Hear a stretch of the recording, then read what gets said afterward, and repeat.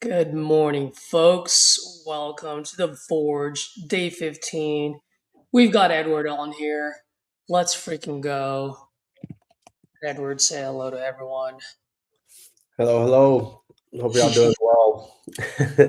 Let's do it, dude. Let's definitely make some calls. And by the way, just a recap for everyone. Remember how I just didn't feel good about that call yesterday that I did because he wanted to get off because he had to go to the doctor and everything? Called him today, didn't sign. I was like, yeah, I'm just gonna keep it because my financial advisors told me I should just tear down the house and sell the land acre per acre. And so I kind of put him against the corner, like, well, Glenn, I was like, this is what I was afraid of yesterday. Something just told me I was gonna be another line in your inbox. Like, what's going on? What changed? And he swore, he's like, no, man, I was ready to go until my financial advisor. I was like, oh, well, it's just funny enough. It just happened right before you signed, huh? So I got to listen to that call, and I'm probably going to make that as my call review Monday. I'm going to Jeez. tear myself. I'm going to tear myself a new one. In other words, cool. Edward, I'm going to go ahead and buy some leads and go ahead and take over the show for now. Alrighty, I'll start dialing here. All right, let's see what we got.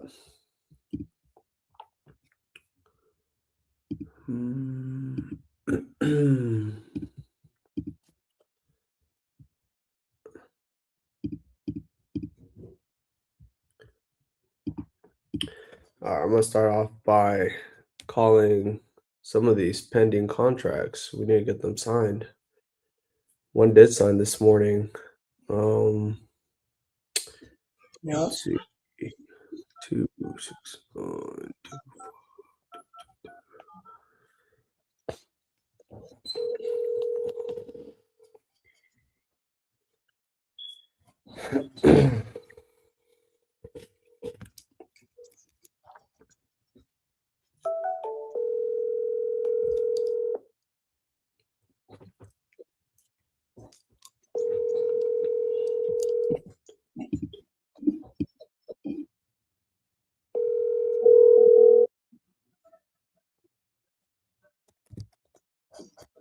Two, 6, 2, 5, 2, 2, 3, 7, 0 is not available. The mailbox is full and cannot accept any messages.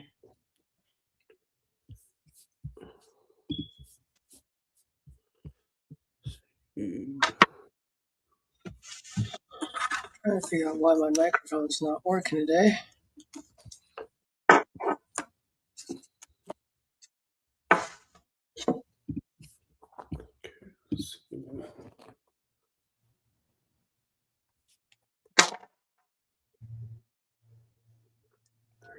Five.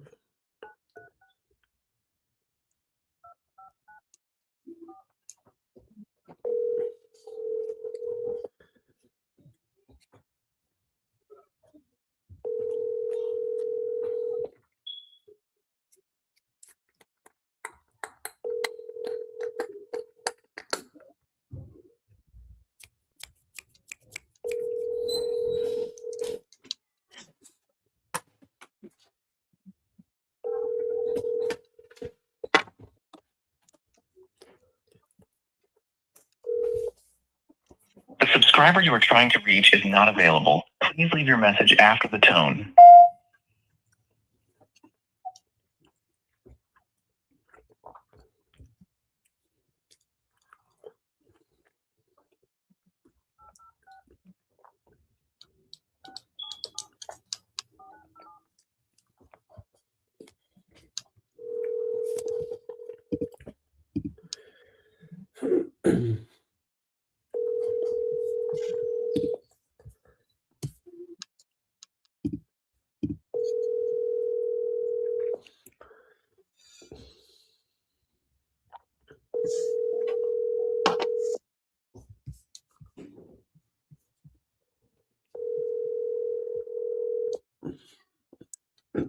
Please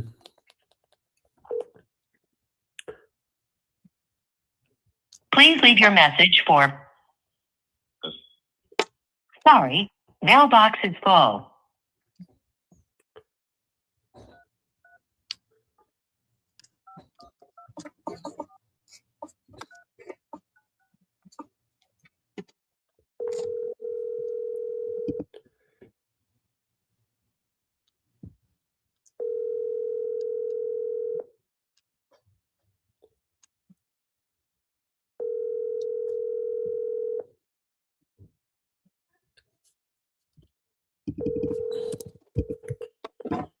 Microphone's killing me. I'm sorry, but the person you called has a voice mailbox that has not been set up yet. I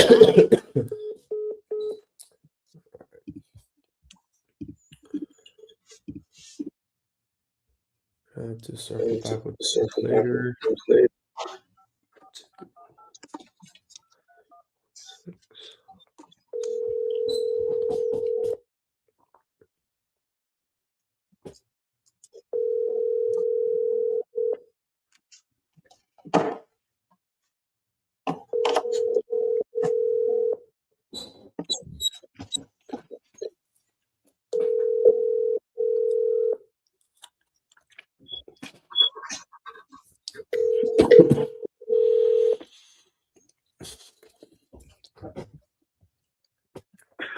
Thank you for calling First Choice Communications. This is Tommy. Currently, I'm away from my desk or on the other line. At the beep, if you leave your name, message, and phone number, I'll return your call as quickly as I can. Thank you. At the tone, please record your message. When you finish recording, you may hang up or press 1 for more options. To leave a contact number, press 5. Enter the phone number. To end, press pound. To cancel, press star. Number 210817904.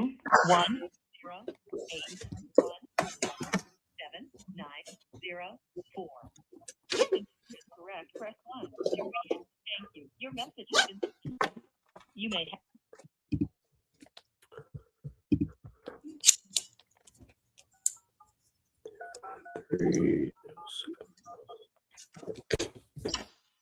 Welcome to Verizon Wireless. Your call cannot be completed as.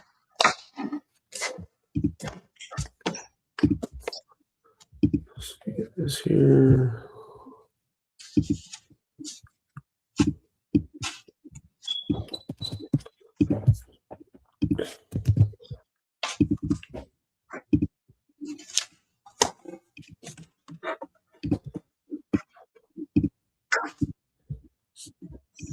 Dude, I love it. Nothing's working for me today. It's crazy.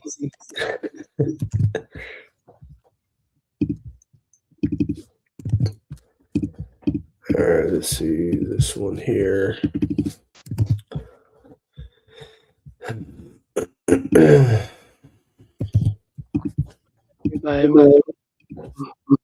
Or the leads for our boy Ryan Gallagher.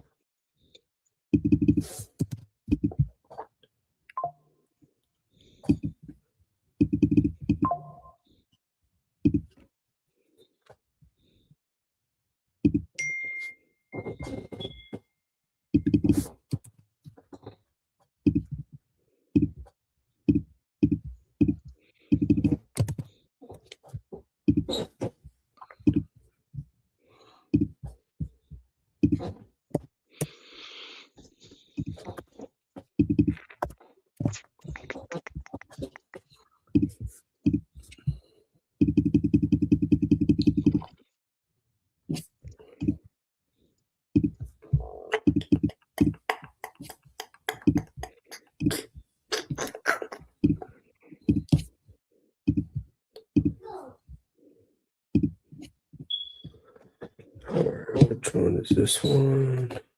6, 2.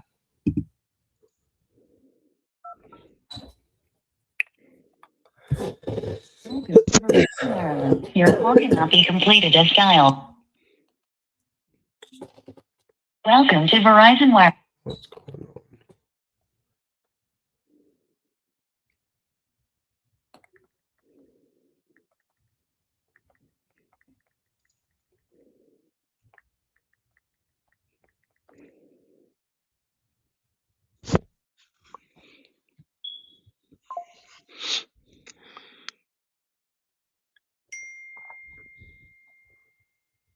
Okay, I'm just getting them now. Getting notifications. What was that? So I'm starting to get the notifications there. Some of these leads.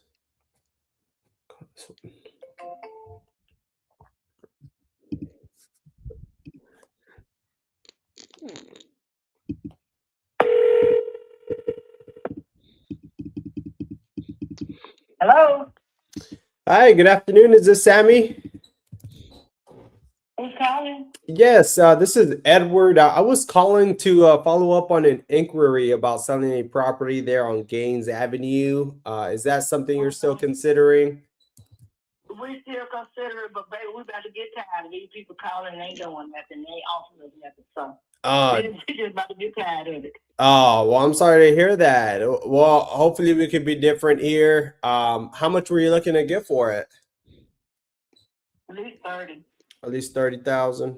Okay. Mm-hmm. Okay. Well, I'm glad we got connected then. Let me pull up the property right now as we speak. I'll ask a few questions and then from there we'll see if we could, put something together that hopefully lines up with what you're looking for here.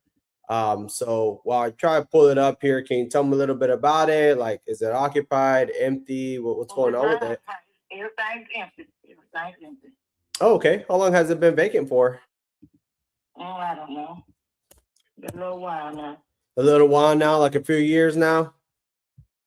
Maybe. Oh, okay. Was this like a property I used to live in, or was it like a rental property at some point, or what happened? Ain't nothing happened. We used to live in it. Ain't nothing happened. Nothing happened. Oh, okay. And I'm sorry, I don't mean to, trigger you or anything. I was just, I don't know anything about the property, so I'm trying to get a better understanding is all. So I guess since it's been vacant, have y'all done any maintenance to it, or what's kind of been? I'm not gonna do nothing to it. It's as is. I'm not doing another thing to it. Right. Okay. Yeah, I understand that. We'll purchase as is as well. And I guess I know it's been vacant for a little while now. I guess if you don't mind me asking. Hold on 1 second, baby. Hold on. Yeah, no worries. Them.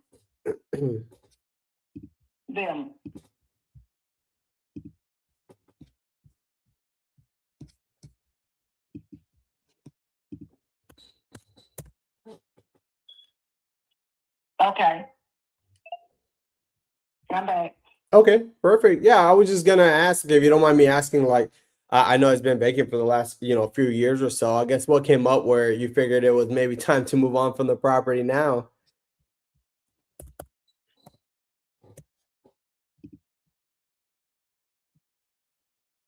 Can you hear me?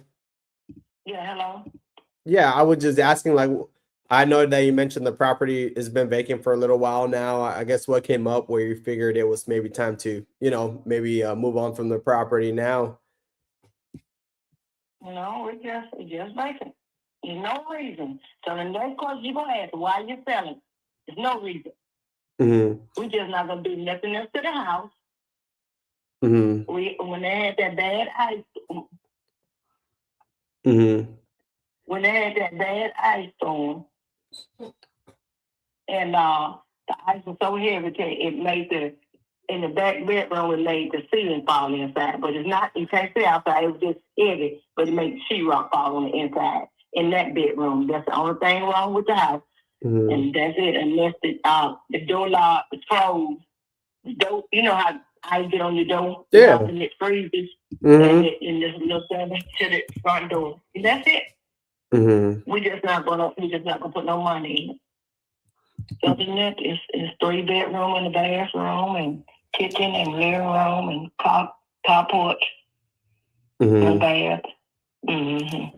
Okay. Yeah, no worries. Like I said, we will buy as is. We won't ask you to do any repairs or nothing like that. Obviously, we want to make sure we get a good understanding. That way, I'm able to put something that, that lines up with what you're looking for. And at the end of the day, like I am here to help as much as I can. And that being said, we are investors. So when we look at properties, we do have to make sure it lines up within like our business as far as like a investment standpoint. So like let's say if it turns out where between like what you need from it and what we can offer maybe doesn't line up, that is okay. We could still explore other options here for you. But it does help me just get a clear understanding of what you're looking for or what you might need. So that way I could, put something together here for you. So that's why I'm just asking these questions, just to, better help here. Um, Now I know you mentioned about the ice storm and all that, and y'all obviously don't want to obviously put any work into the property. Now I know you said it's been vacant for a little while now. So like I'm assuming it may need like updates and things like that, just so I know. I'm not doing nothing to the house. No, you're not. I understand that, but it's something like when we buy it. I'm not update. I'm not. No, we're not asking you to do it, right? I'm just asking like I would want to get a good understanding, right? Like we'll buy it as is, that's fine. That's why I'm just having this conversation just to get a better understanding is all. Does that make sense? So that's why I'm asking like would it need any updates and things like that? I'm not asking you to do it. You know you're gonna have to put the door up there. You know you gotta do that season in that back bedroom. Mm-hmm. So any other update that you want to do is fine. Mm-hmm. Okay. Mm-hmm. So you know you're gonna have to put the door knob and stuff back on because it's a little loose because it's closed and kind of put sheet right back in that back bedroom. Mm-hmm. That's it. Mm-hmm. Okay. Yeah, and that I totally get it then. Now I know you said that you're kind of looking closer to the like around 30,000 for it. And I guess just so I know, like, why is that number important, or how did you come up with the 30,000, if you don't mind me asking? Because everything done went up, gas, everything else done went up, and I'm not gonna give the house away. We are not going to give it away. Everything else is gonna lumber and down up. If you was to build it, you can't build it for 30,000. Mm-hmm. I don't care how many years old it is. You cannot build it for 30,000. We was asking 40. We was asking 40 because it's in the city limit and it's on an acre land. You can't buy it and build it for that. Mm-hmm. Okay. Yeah, and I hear what you're saying, right? And that makes sense. And like I mentioned earlier, right? Like we are investors, so from like an investment standpoint, we do have like to take into account like obviously there's risk involved. So sometimes we do have to be a bit lower, like under like retail. But let me ask you, like if we were able to, let's say, cover all the closing costs, obviously, and we're buying it as is, so we don't ask for repairs. There's no realtor fees. What was like the best you'd be able to do like today if we're able to work something out? I just told you I was asking for it. I went 30. That's the lowest I'm gonna go. Okay. Let's see here. Because my only concern, just based on what I'm looking at here, I'm taking a quick glance as we speak. So as we speak, and I'm doing multiple things at once here to see what I could do here for you. So just based on quick glance here, my only concern would be just where the market is right now, just because there's not a whole lot of activity going on in that area right now. I mean, I see very small. Houses now, baby. Yeah. There's no activity going on right now. It's not. Because people can't afford to buy houses now. You expect no activity to be going on right now. Not the way the person got everything all jacked up with the gas and every llama and food all done went up. Ain't nobody doing nothing. Yep. They can't. Yep. And it's been those gas prices been like increasing dramatically, right? Oh yeah, they've been I looked up yesterday with one person and looked up this morning with 419. They said be 5 before the end of the week. So you can't expect nobody to be doing anything right now. Exactly. And that's where I'm coming from, right? Because at the end of the day, like I would want to, clean it up, make it, nice and make it affordable for someone to buy, especially in these times, especially with everything going up. So based on what I'm looking at, like I am not seeing like a whole lot of activity, like you were saying, just due to the market. You know why you don't see no activity? I'm gonna tell you why. Mm-hmm. Now that house that we have, now it's good. It's a good thing for somebody to buy. Mm-hmm. The reason why you don't see in that area, because those houses in that area is 100 and some thousand, they 200 and some thousand, and can't nobody afford to buy those houses. That's why you don't see no activity in that area. Right. If you move your map and look over there, over on what's the name of that street? They got them houses on it. Oh my God, I'm trying to think of the name of it. It's the back street. You'll see the prices on the house. That's why ain't no activity going on. Because there's no house under 100,000. Mm-hmm. Yeah. Yeah. And that's where I want to come in and see where we can make a change there. Because I mean, let's say y'all come in and buy that house. Mm-hmm. And put that house on the market because you ain't gonna.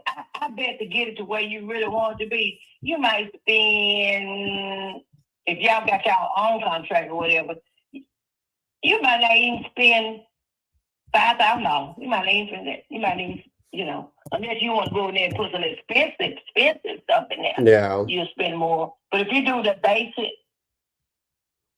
it'll be less. I give it 25 to 8. That'll be it. Right. And fix that house up and sell that house like that for like 65 or 75,000. You got a bite. Mm-hmm. Okay. You got a bite. So you got a bite. I'm just being honest. Mm-hmm. Right. So you think it'd probably be worth like 75, maybe once it's fixed up? Easy. And it's in too. Mm-hmm. Easily. Yes. Easily. Okay. It would stay on the market. I guarantee you it would. Easily. 3-bedroom, bedroom, carport, utility room, kitchen. Yes, sir. Right. Okay. We just don't want. We just don't want to. We don't want to sell and be done and do something else.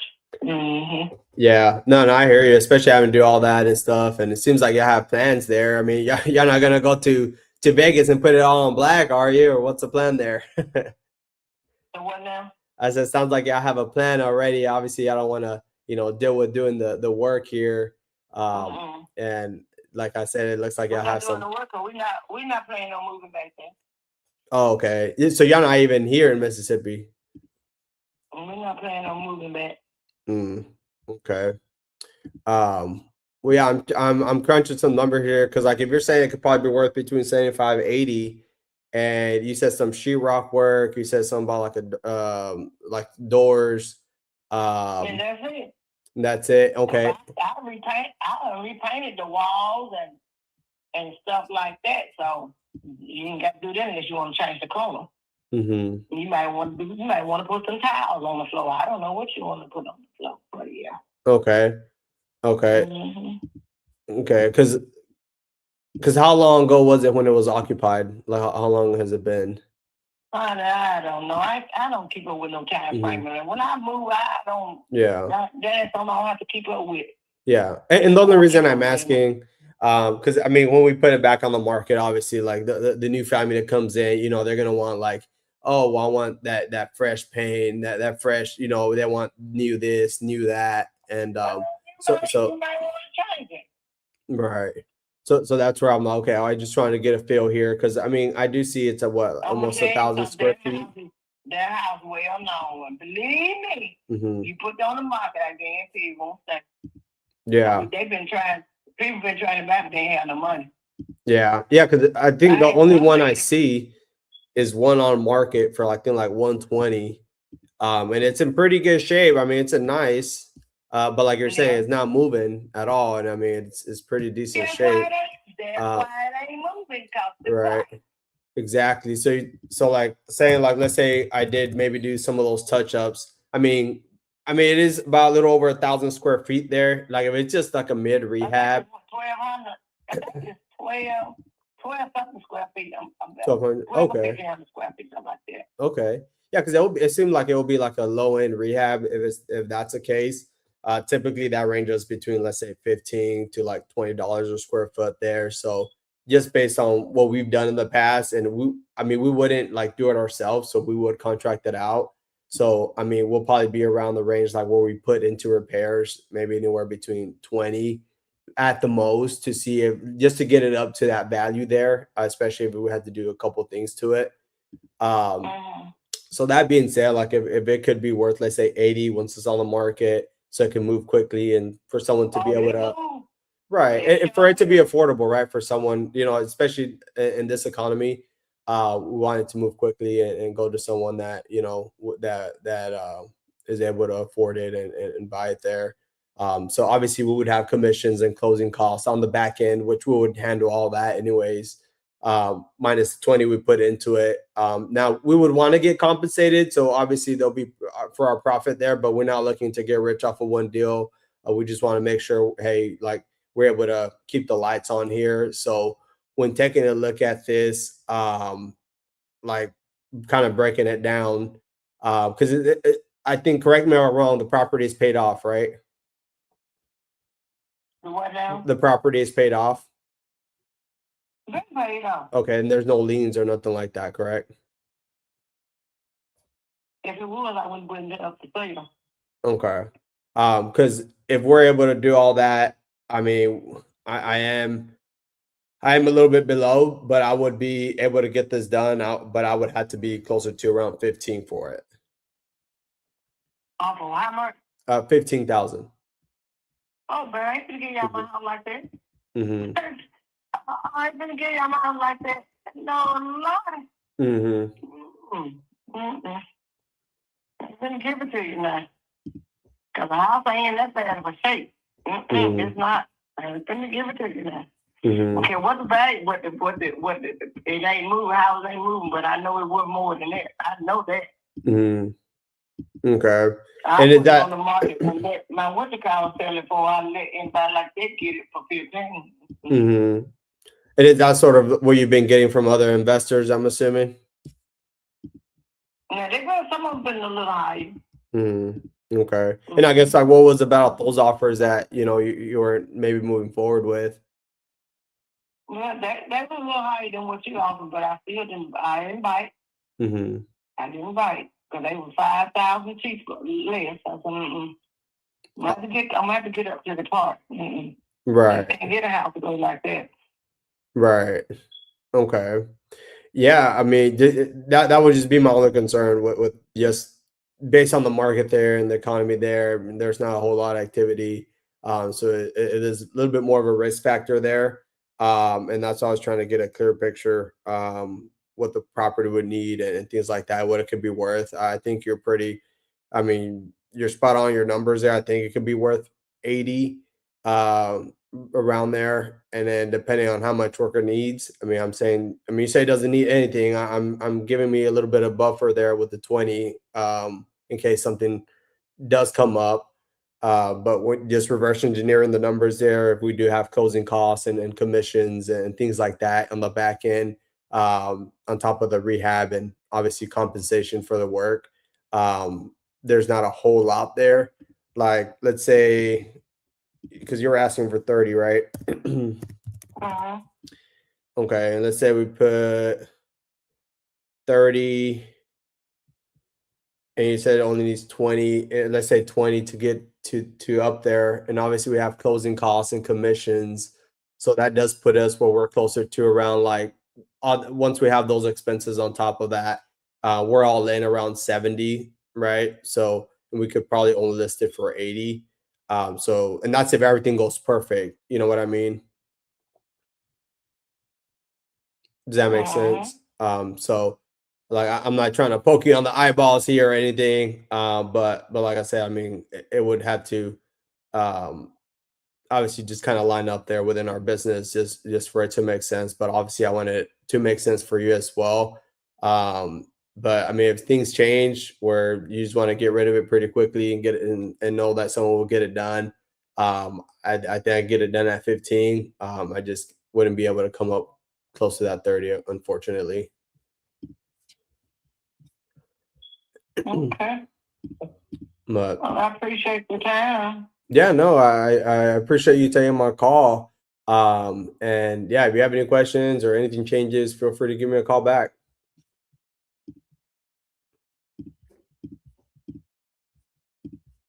All righty. All right, Tammy, you have a good day. Bye. You too.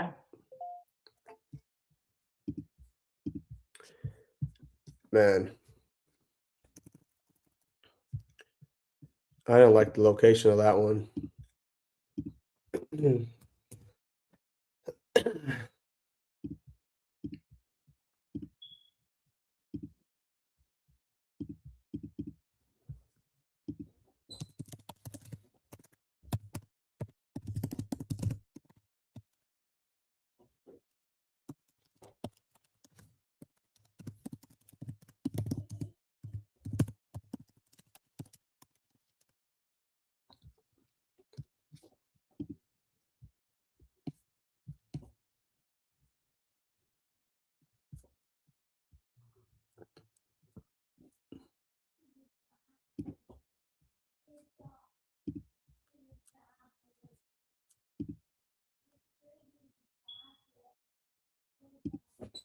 Let's see this one.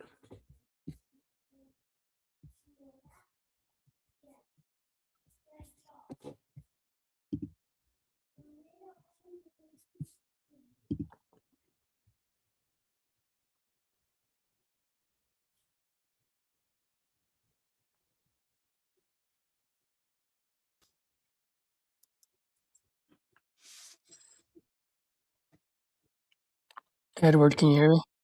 Yeah, I can hear Oh, thank God I can hear you now. Holy shit, dude.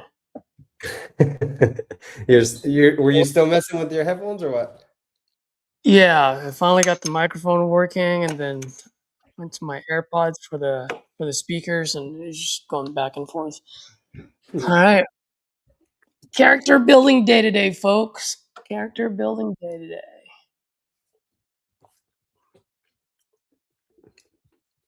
I wasn't sure if you heard that call. No one in Mississippi there. I heard a good chunk of it. What happened to the end? I think she's wanting too much. She's asking for 30. I think 15 is low enough where I think we can move it, but it is like pretty rural. Like there's very low activity there. So I was like, I'm gonna try to get as low as I possibly can. I just don't think we're at 30 on this. So I was just going strong there. And she was kind of a little bit resistant of trying to like some of the questions I was asking her. You did a great job, dude. I gotta tell you that, man. Fucking, you hung in Yeah. there a lot longer than I would have, and you got her to open up. It was really good. Yeah, what you said about the market, that I was like, maybe that's kind of an in. I could go a little bit, That was especially. that was your in, Yeah, bro. That's how I know you're like you got this shit on the lock now. Like you're present. You know what I mean? Like you're not thinking anymore. mm-hmm. Yep. Yeah, that was good. Right when you went to that route, it's like, oh, I'm like, I saw that one. I'm like, okay, Yeah. he's either gonna make something out of it or none. Either way, it's gonna be in the next 5 minutes. Hello, is this Robin? Yes. Hey, Robin, this is Edward. I was just calling to follow up. I believe, if I'm not mistaken, you had spoke with someone from our team about possibly selling your property there on Reddington Drive. Is that still something you're considering? Somebody called me the other day, and I told them we're planning on rebuilding. The only way we would ever sell it is if we got $750 cash offer. Period. Certain period. Oh, okay. Yeah, which I assume is like over retail, right? No, we lived there 3 years and completely gutted and remodeled it.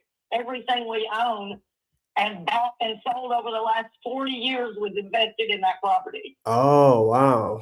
Okay. That's our retirement asset. Oh, retirement asset. Okay. Gotcha. And I'm not sure if I misheard you. You said y'all were gonna plan on rebuilding, or were y'all just not really even looking we cannot afford to sell unless we get back what we put into it in the last 3 years. Oh, okay. So it's not something like y'all are actively. Oh, okay. We plan to die there. Oh, I see. Okay. Well, then I'm sorry for those guys that gave you a call. I do apologize. Then I'll just take a note of that. That way we're not bugging you and, you know, y'all get a. Yeah, we cannot afford to sell for anything less than $750,000. Yeah, well, I mean, it seems like I have y'all's dream home anyway. So, you know, so yeah, I you know, hope you enjoy, you know, enjoy it, you know, enjoy the retirement. If we can ever get started on it, that would be wonderful. Yeah. Yes, So, ma'am. thank you. Yes, ma'am. Have a good day. All right. I wasn't gonna spend too much time on that one.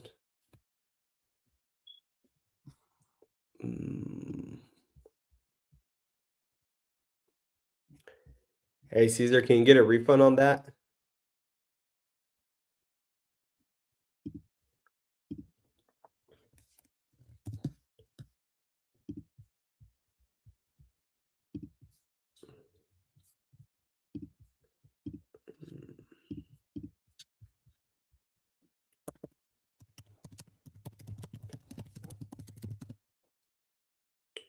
Look at the cell.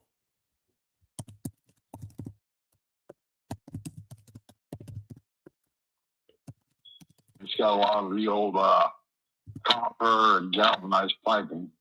Okay. Yeah, it sits on, I think, about 3/4 of an acre. The overall size of the property is 2,912 square foot, I think it is, 2,912. That doesn't include the garage, but does include the basement, the main floor, and the loft above the garage.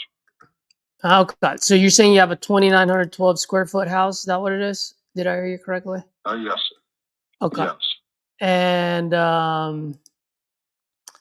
is this a brick house? No, it's got some basic brick on the front at the bottom. Okay. But that's just a design feature. Nah. It's not a brick house. It's mostly sided. Gotcha. It's got heavy aluminum siding on it. Okay. Okay. Yeah, I think I'm starting to pull it up now. Okay. And tell me, I mean, I know you said you're finally there now. Has this been vacant for a while? Have you just been going back and forth? And I'm sorry, man, it's been a while since we spoke, so you're gonna have to refresh my memory. Yeah, I've been gone since October last year. I just got back. Okay. I've been gone for about 6 months. Okay, and this thing's been vacant for 6 months since you left. Yeah, I'm an over the road truck driver, so my job takes me away from the house. Oh, I see. Okay. All right. And then, and if you don't mind me asking, what got you looking to sell now over any other time? Well, because when I moved into this house, I had 6 kids and a wife. The 6 kids have grown up, moved out. The wife decided she liked somebody else's dick better than mine, so she ran away. And but now I'm living in this big ass house all by myself, and I don't need it. Gotcha. Well, sorry about with everything that has happened. At least your kids are healthy. Sounds like they got their own place and stuff, their own families now. Yep. Wonderful. And do you currently owe any money on this, or do you own it outright? No, I've got a mortgage on it. Okay, and then obviously, I refinanced it in order to buy my own semi about 5 years ago. mm,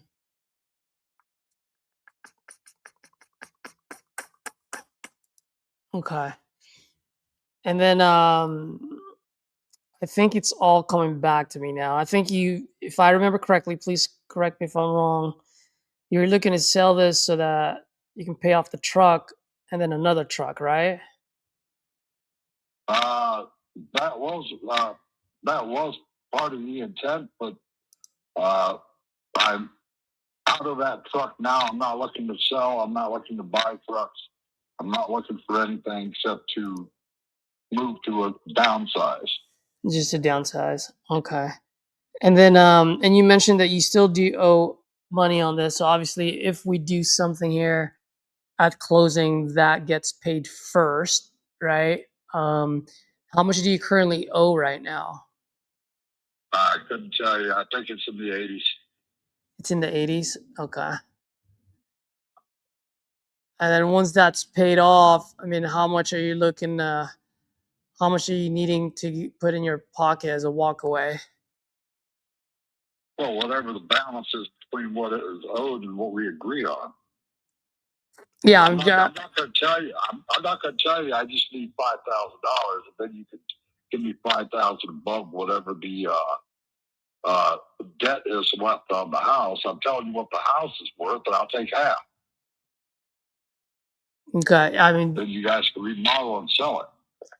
All right. So you're telling me earlier I could probably resell this for around 220, right? If I heard you correctly. Yes, sir. Okay. Yes, So sir. I believe that's probably correct. All right. And would you by any chance know roughly estimate how much I need to sink into this in order for me to sell it at 220? I would say less than 40. Less than 40. All right. So let's say if you're saying less than 40, you're probably saying in the 30s is what you're looking at. Yeah, roughly. Yeah. Okay. So let's say it's 35. 35. Let's say the house. Let's say in tip top shape, the house will go for 220. Mm-hmm. All right. So you give me 130, and you say 35 in, so you've got 165 invested. You sell the house for 220. So you're looking at 55,000 profit on a house you never see. You're going to pay a contractor that you don't know to come in here and do the work. You know, so 55,000 for holding on to a house for 4 months, 5 months, whatever it's going to be. You know, that's going to be your profit.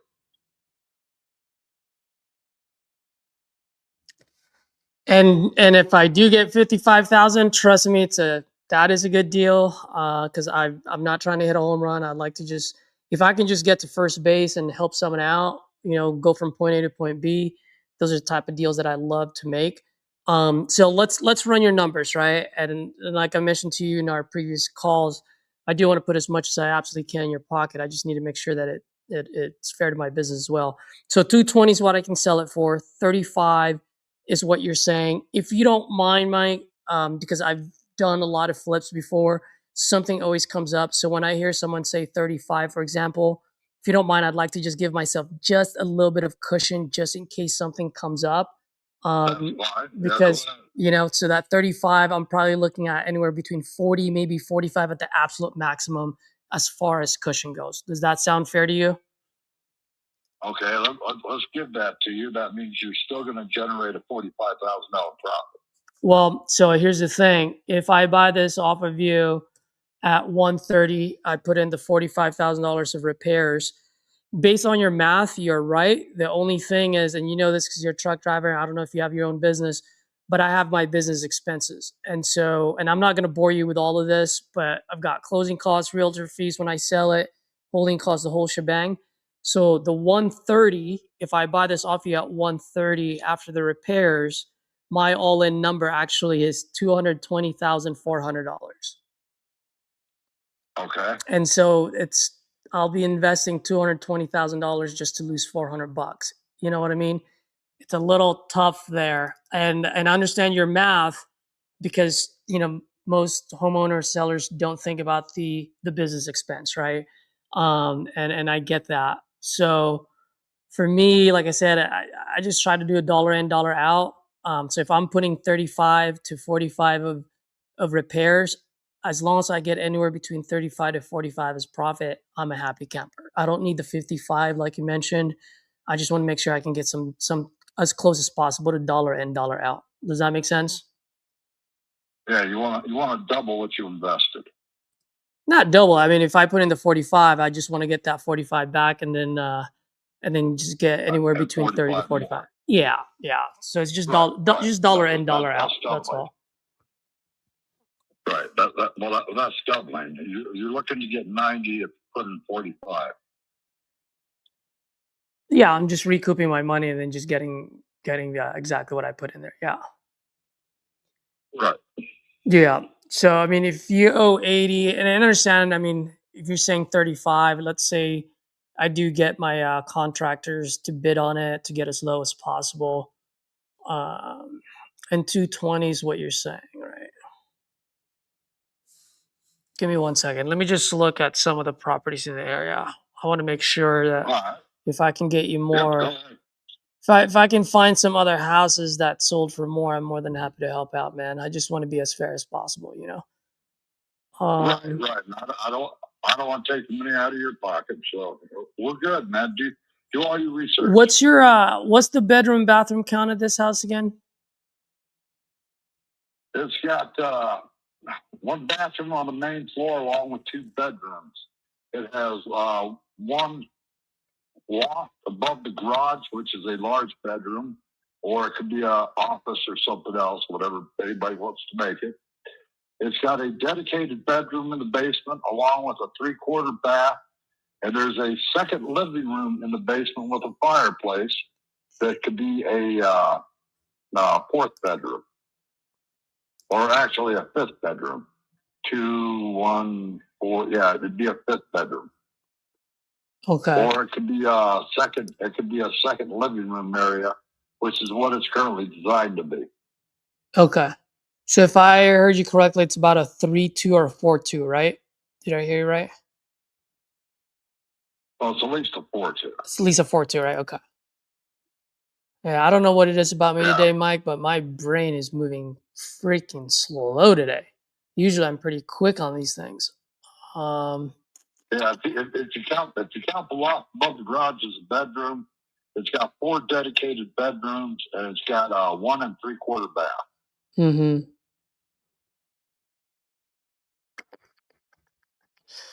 I mean, put it this way, Mike. I mean, like I said, if I were to buy this at 130 from you, I would just literally be breaking, losing 400 bucks. Let's just say break even. So if you're saying I need to put in 35,000, I mean, I probably need this like in the low 100s just so that I can make that 30 back. Right, but I've got to pay off the 86 that I still owe on it. Plus, I have to have moving expenses. Plus, I have to be able to put something down somewhere, or I'm living out of a moving van. Yeah, And we don't want I've that. got to have some place to go. Yeah, and that's why I was asking earlier, like, what is it that you're absolutely trying to accomplish? So moving expenses, and then you said, are you going to buy another house or are you going to rent? I don't know yet. It all depends on what I can get out of this. Okay. And how much did you take a look at how much is the moving expenses going to be? I don't know yet. I'm not even that far into the game. All I know is that I got to sell the house. That's got to be step number 1. Mm-hmm. Step number 1, sell the house. Step number 2 is to move. Okay. Well, let me ask you this, Mike. If I can get you, if I can get you somewhere anywhere between 100 to 130, do you care where it comes from or who it comes from as long as it gets to your bank account? If you can give me 130, I don't care where it comes from. All right. Yeah. I mean, the only reason I'm asking, man, is because as far as I'm concerned, I do have to hire a crew, so that's why my offer is lower, right? That being said, I do know quite a bit of folks out in Crosby who likes to flip just like me, and they have their own crew, so they can pay a little bit more. And so, in cases like this where I'm lower and you need to hit a certain price point, the best way for me to help is to partner with a local investor. So in that way, I simply just get paid on the back end. Like whenever they sell it, that's when I get paid, or they pay me like a referral fee for bringing them a good deal, right?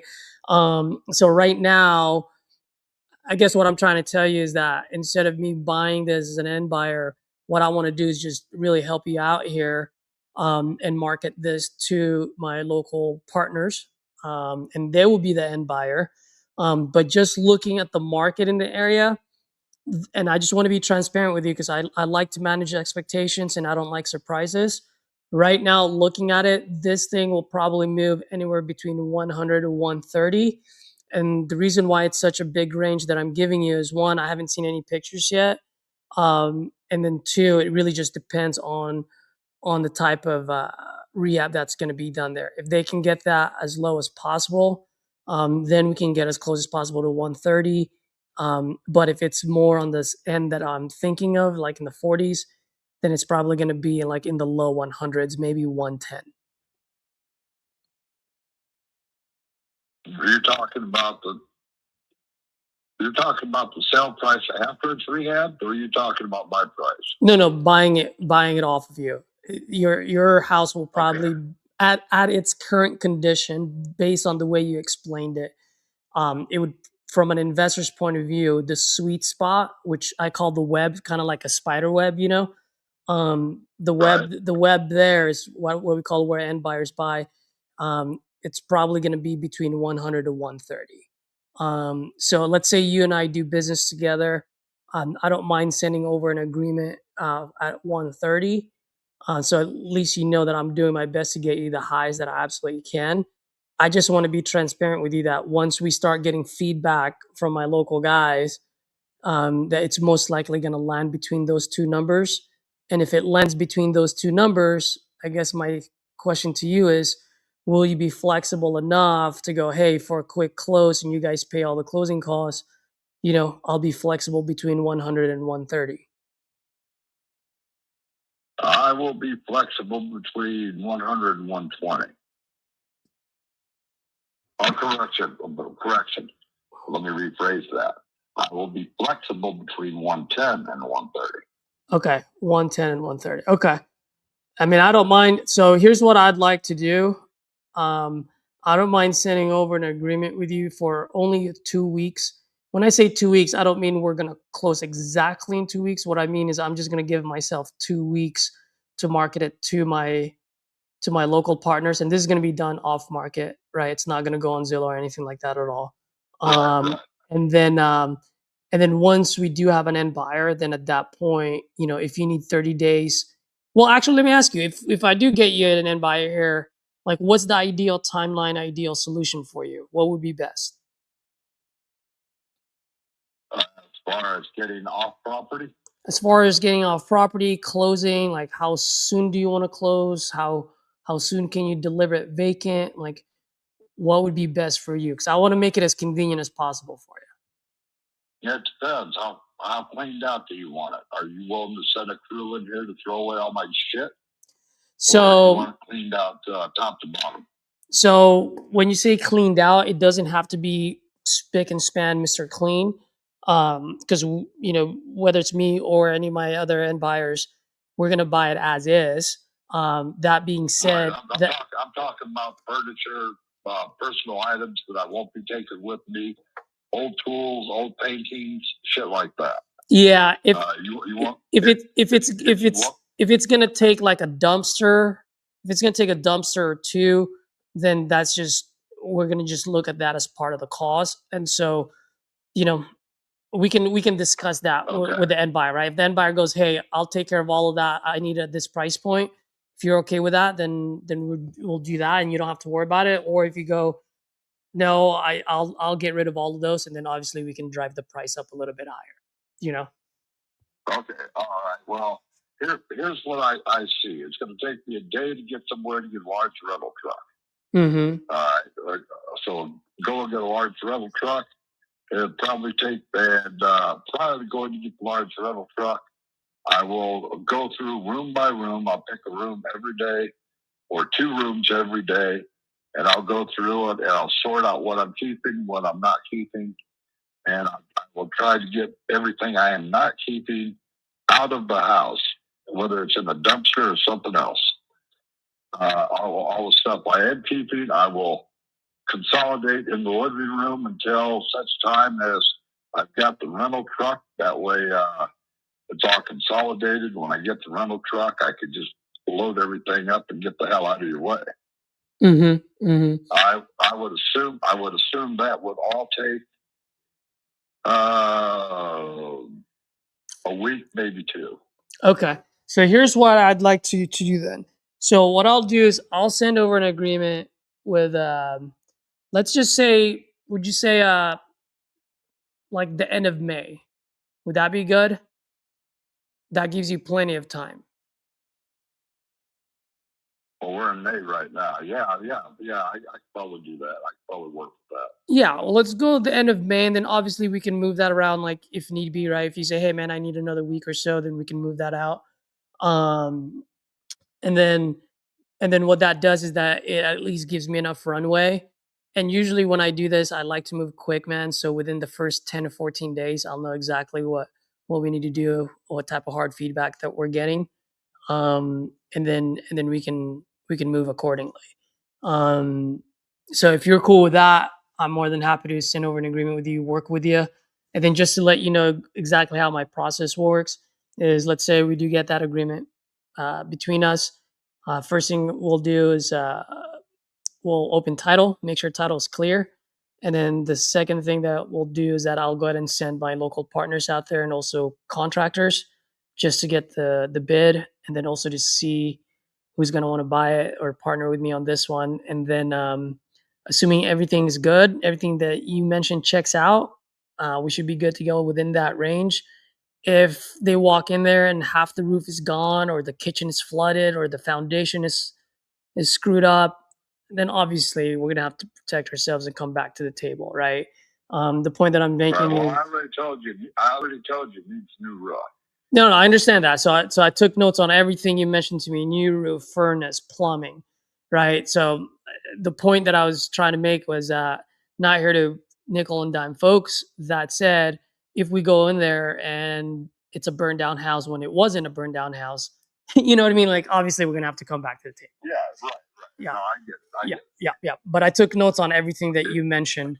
So Right. so Yeah, we're no, taking we're that looking into at full consideration. disclosure both ways. Yep, absolutely. I do have your email address here. Let me read it. Just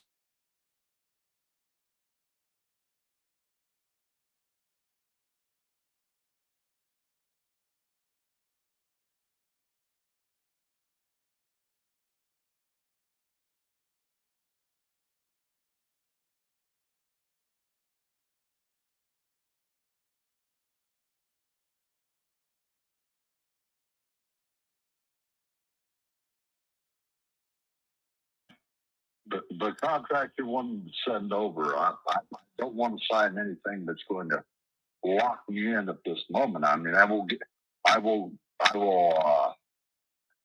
not pursue looking to sell to anybody else, but I'm not sure what kind of a contract you're looking for me to sign at this moment. yeah. So that's a great question. And sorry, I didn't mean to cut you off there. What you were saying something? No, go ahead. Yeah. So here's the thing: the agreement that I have will only be for like 14 days, because that just gives me enough runway to be able to get an end buyer on this. I don't think I'm asking too much. I'm not here asking for 30, 60, or 90 days. It'll just be a quick 14-day turnaround. Now, here's the thing: I cannot do anything unless I have an agreement. And the reason being, Mike, for two things. One, I got to protect myself. And two, if I don't have an agreement with you and I get my guys to pick up the phone, which costs me time and money, and then we come back to you and go, "Hey, we actually have an end buyer. We're ready to rock and roll." And then all of a sudden you turn around and go, "Sorry, dude, I already signed another contract." Then I would have worked for free, which I don't want to do.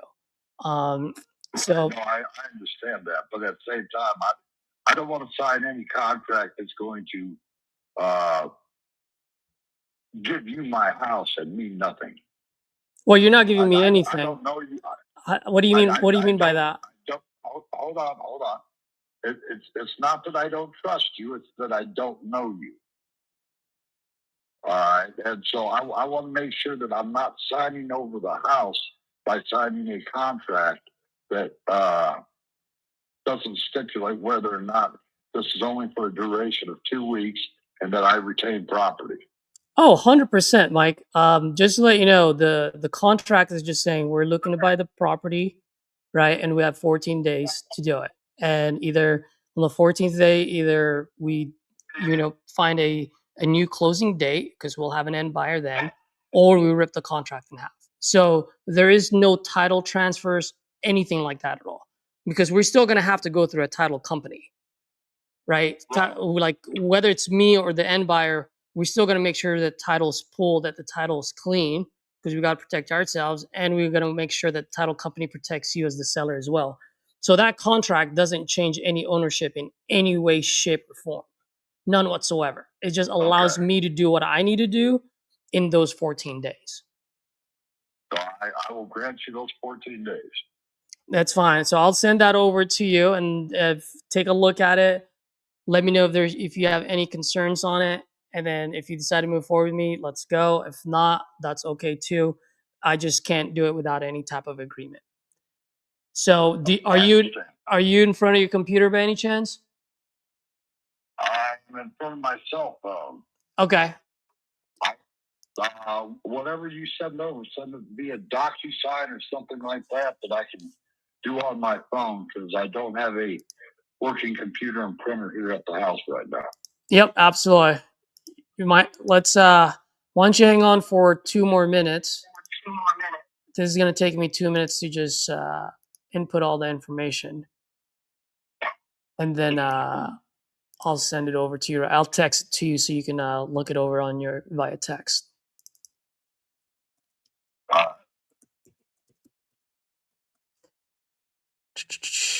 Last time we spoke, you weren't home. So were you doing work? Were you driving around the country or what? I was working down in Texas, hauling frac sand to various locations. But on Easter, I decided to put my semi through a church. You did what? Oh, for Easter? I had a medical issue that caused me to drive into a church. Oh, so it totaled out my truck. No way! No, yes way. Holy moly! Dude, are you okay? I mean, I know you said you were in the hospital, but are you okay now? Improving. No, I'm not okay as yet. Oh, yeah. Hopefully, no one was hurt. No, it happened at about 9 o'clock at night. Nobody was in the church at the time. Oh man. Yeah, that's how my Easter Sunday went. I just finished my last load of the day. I was heading to the truck stop. I was about 2.5 blocks away from the truck stop. I'm driving down the road, and then I just black out. Oh.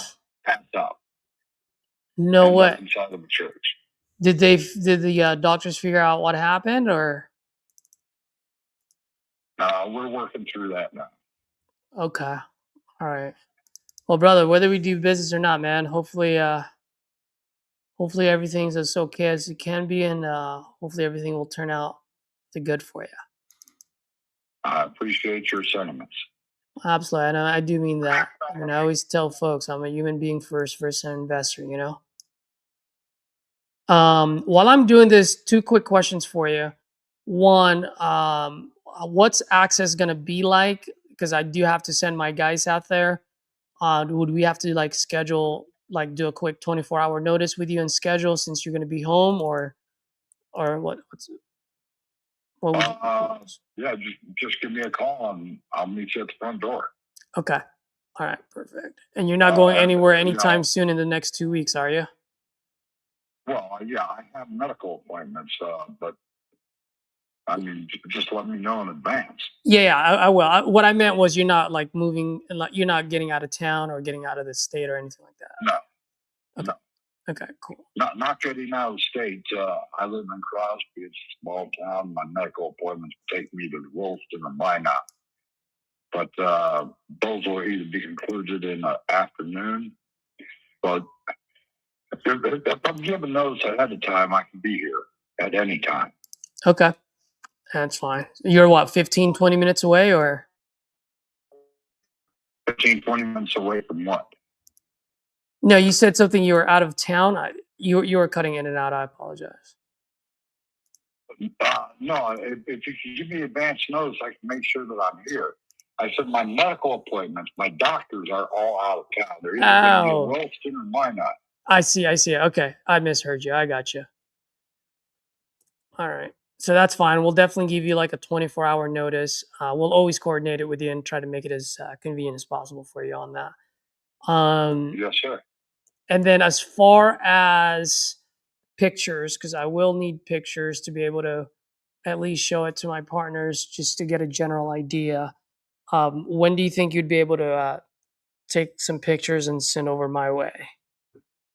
I'll have them to you tomorrow. All right, wonderful. And I'll text you on how I like it. It's pretty simple. All I ask for is 2 angles per room, completely zoomed out, and then all sides of the exterior, and then the roof. Please do not get on the roof. Just stand a few feet back and point your camera towards the roof. Okay, and be advised, I have been going through the house, pre-sorting, trying to determine what I'm going to keep and what I'm going to get rid of. So the house is looking crashed at the moment. Yeah. But that's because of the sort that I'm doing. Yes, sir. And that's totally fine. We don't care about the mess. We care more about the condition of the property. So we understand that you're in the process of moving. So it doesn't have to look Zillow ready. You know what I mean? Right. Perfect. And Mike, I just sent over the agreement to you. So if you can click on that, let me know once it's open and I can quickly go over it with you from top to bottom. You send that via email? I sent it to you via text so that it's easier. I can email it to you as well if you want. Hold on. Let me see if I've got it via text. Allied? Yep, that is my umbrella company. Here's the agreement. Okay. LaneCycleSales.com. Yep, that's my CRM. Okay. Yeah, I've got the agreement. All right. I need to look over it before I sign it, but this is a DocuSign document, so I can sign it via the app. Okay. Yes, I see that. Yep, you can sign it via Okay. that. So since I already have you on there, I'd love to just go over it with you from top to bottom, just in case you have any questions. And then if you want to continue to look it over on your own time, by all means, that's okay too. Okay. All right. So on the top, do you see where it says contract for purchase and sale of real estate? Yeah. Today's date. I just want to make sure that's the correct spelling of your name. Yes. All right. XVR Property Group LLC. That is my LLC that I named after my brother, my late brother. So that's what I'll be using for this. And then subject property. I just want to make sure that's the correct address. Yes, it is. All right. Legal description, that will be placed by a title company. So they'll look at like APN number, legal description, and so forth. For now, we're looking at $130,000 purchase price. But like I mentioned to you earlier, I just want to be fully transparent with you. There is that sweet spot. So I'll do my best to get you that 130. I just need you to be prepared just in case it comes down lower than that. Understood. This will be a cash transaction. Okay. We're looking to accept this offer today. And then as you can see here on closing, I just put 14 days from now so that at least you know that I only have 14 days to be able to find an end buyer on this. Okay. All right. And then once we do, we can change that closing date to a later date once we know your situation and so forth, so we can make it as convenient as possible for you. Understood. All right. We're on the top of the second page now. Title company. I just put TBD for now to be determined. We use several title companies, so once we get an end buyer in there, since they are paying the closing costs, I usually like to give them the option to choose the title company. And then for pictures and access, I put a checkbox on the third box there where it says reasonable times. So that just tells me to always schedule it with you. All right, inspections. So not only will we inspect the house to make sure everything we discussed checks out, but obviously we'll do a title search as well to make sure title is clear as well. Understood. All right, renegotiation base and condition. This is what I was mentioning earlier. I mean, if we walk in there and, it's a burned down house or kitchen is flooded. Obviously, we're gonna have to come back to the table. But the most important part of that paragraph, Mike, is the last sentence, the last line, which saying that if you don't agree with the new price, then this contract will render it null and void. Okay. Encumbrances. So if there's anything encumbering the transfer of title, meaning if there's any other extra liens or judgments that outside of that 86 that you mentioned, then obviously we have to make sure that that's clear and taken care of first before we close. Yeah, I don't know of any. Okay. I don't know of any liens or anything on the property. Okay. And then risk of loss. Like I mentioned earlier, we are buying it as is, and so if it's not a burned down house now, we don't want a burnt down house at closing. Correct. Prorations. So we will cover all the closing costs. The only thing that you will be responsible for are any back taxes if you have any, and then also any prorated taxes and prorated utilities. Okay. All right. I don't know if you already paid your taxes for the year, but if you did, then you'll be credited the difference. It's handled by my mortgage company as Oh. part of my mortgage. Got it. Okay. And then any defects, yes, we are buying the property as is, but if for some reason there's any type of zoning violations or environmental violation, obviously that will have to be taken care of before we close on this. Right. All right. We're almost done here. Assignable contract. This just allows me to be able to assign this over to the end buyer. And like I said, the end buyer will either make me as a partner so that I get paid when they flip it, or they'll just pay me a referral fee, which in our industry, we call it an assignment fee. Okay. All right. We want to make sure there are no judgments. And if there is any, obviously title will pull that. And if there are any, then obviously we're going to have to make sure that gets taken care of before we close. Understood. Possessions. We just want to make sure that you're going to be able to deliver it vacant, as you mentioned. And then obviously if it's something that needs to be changed later, we can be flexible and we can hash that out. All right. And obviously we are abiding by the rules and laws of North Dakota, and time is of the essence. So we definitely want to close this as quickly as possible. Knock on wood. If I get hit by a truck or I get abducted by the aliens or my end buyer gets abducted by the aliens, we at least have 5 days after closing date to be able to close on this. 5 days after the closing date to close. Yeah. Yeah. That's Yeah. fine. Yep. Other than that, it's a pretty straightforward agreement. Just letting you know what we're doing, how we can get this across the finish line. Do you have any questions or concern? Not currently. We'll review this document though before I sign it and send it back. Okay, that's no problem. And when do you think you'd be able to do that? It should be sometime this evening. Okay, no worries. So, Mike, I'll wait for it tomorrow. And then let me know if you do have any questions or concern. You got my number. Please add me to your contacts for now. So in that way, if and when I call, you know who's calling. And then let's see what I can do for you, buddy. You are Cesar Lacosta. You got it, sir. And your phone number is 415-405-5394. Yes, sir. Okay. Yeah. And Mike, also just to let you know, I do have a YouTube channel as well. And so what I'll do is I'll send over a link on how I was able to help out a gentleman just like you out of New York.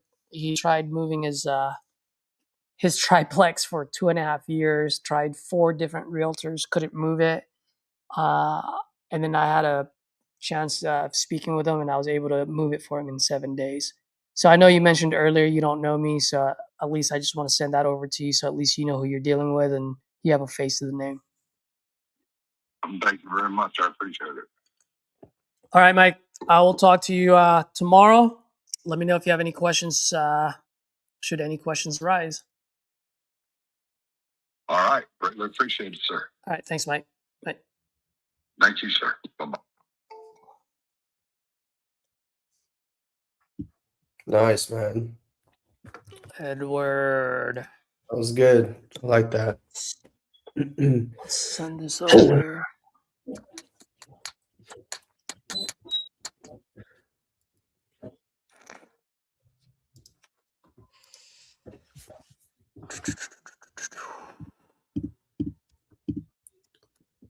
Good news is I already have a $20,000 difference on it. Nice. Yeah. Wiggle room. Mm-hmm. She's like 100 to 120. I'm like, all right, well, I mean, that's better than what. That's better. Yeah. So we know he's Wow. willing to go 100. Yeah. Yeah. Tim, thanks, Tim. I do look burnt out, huh? I told you something's wrong with me today.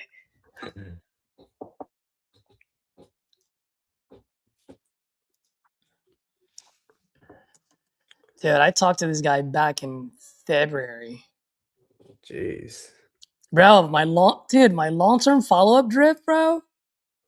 It works. People respond to it, dude. Dude, well, yeah. I mean, we saw that with that one seller from yesterday in Detroit. That was a long-term follow-up of yours there. So, Dude. yeah. Copy my long-term follow-up drip, bro. Like, once you go Good. back and you're on it or with your CRM, because people respond to my shit. Yeah, dude, it's good. I didn't call this dude. This might be an interesting call. Let's see. Hopefully, he answers. Hello. Hey, is this George? Speaking. Hey, George. This is Edward. I was giving you a call. I believe you had spoke with someone from our team, if I'm not mistaken, about selling your property there on Morgan Street. Is that still something you're considering? No, I already got contact on it. Oh, geez. Okay. Well, congratulations. When are y'all expected to close, if you don't mind me asking? Probably in the next 10, 20 days. 10 or 20 days. Okay. Well, congratulations, man. If things change for whatever reason, I mean, keep me as a plan B here. Definitely would love to see if we could help if for whatever reason they fall through. Okay, sounds good. All right, man. You have a good one. Thank you. Jeez. I think you could get a refund on that, right, Caesar? Yeah. I can hear you. Can you hear me now? Yeah.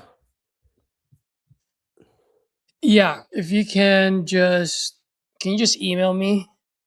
Yeah. I'll email you that one, and then the other one, Robin.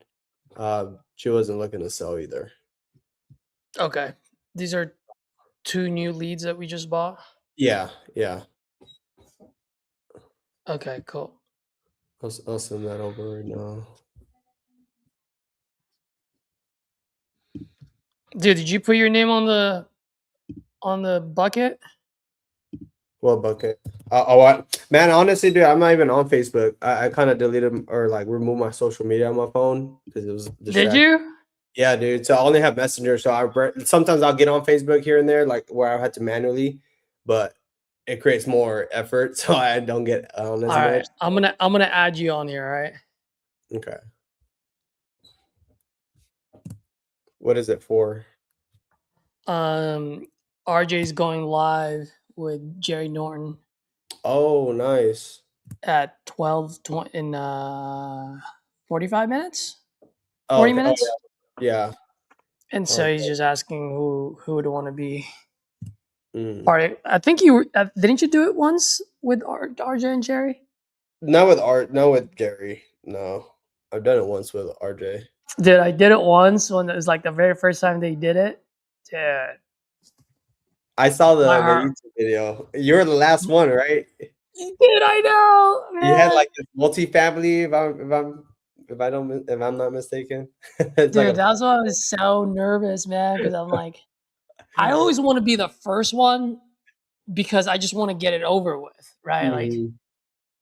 plus you don't have like, you know, like if someone does extremely well right before you, you're just like, damn, you know? Yeah. So like the first one's always the best one. Like you just rip off the Band-Aid, who cares?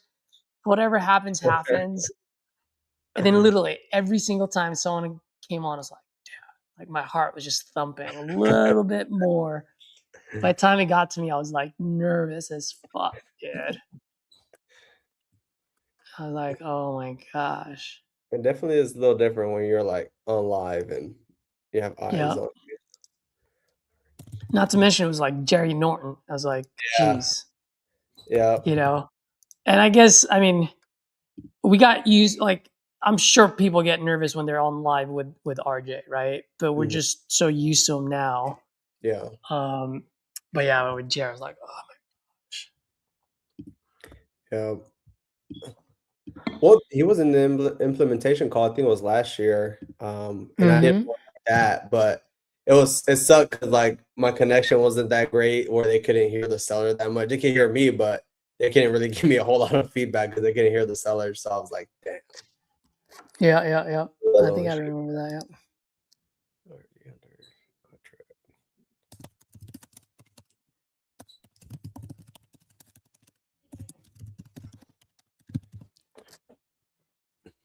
Yeah, this one would have been a good one. It's in pre-foreclosure.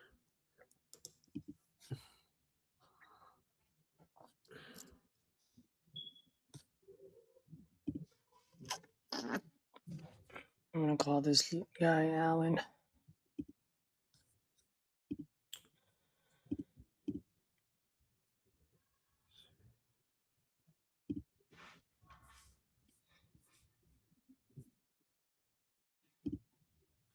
Let's see if this goes. Wallace.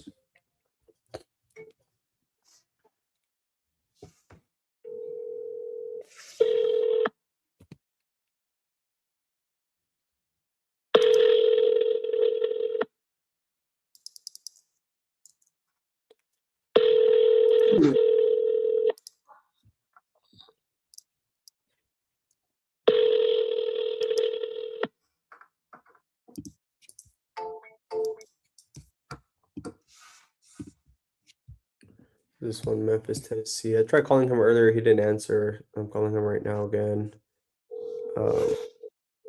Remember for Memphis, just look at it from a rental point of view. 25 to 30% equity and above 1.5%. Yeah, I have it written down here. Sweet. Yeah, this might be a good one just based off the description.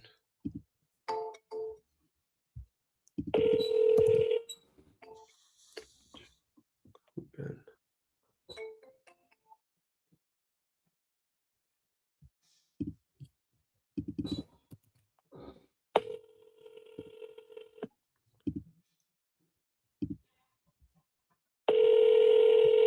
Oh, this is gonna be an easy one. Comps. They said 215 ARV on this already, based on the area here.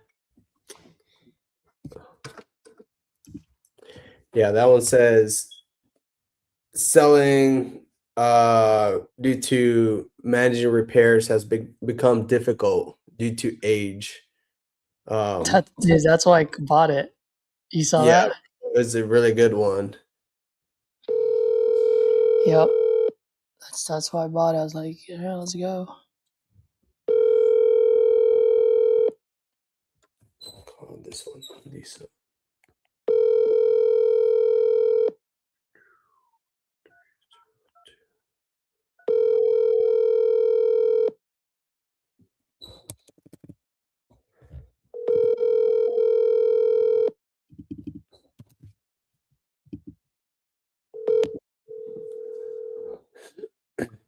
Please leave your message for 81.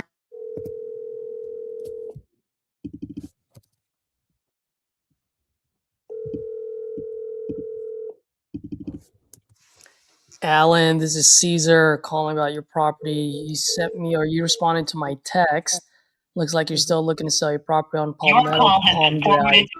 forwarded. Give me a call when you get this. This is my cell phone, so feel free to reach me here. Thanks.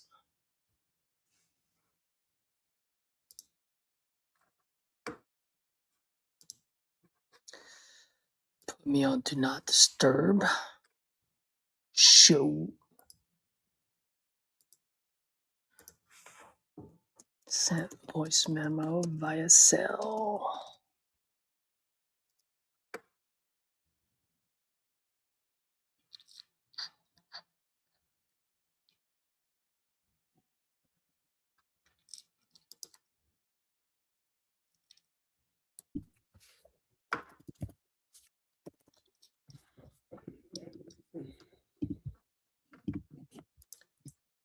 Did we get any PPC leads yesterday? No, not yesterday. Yeah, I didn't get anything yesterday. I remembered, by the way, when you were saying like if I got the PPC over the weekend, I was like, man, which one is he talking about? And I did speak to him. Yeah, there I, was one that you spoke with. I did get one on the weekend. Those no go.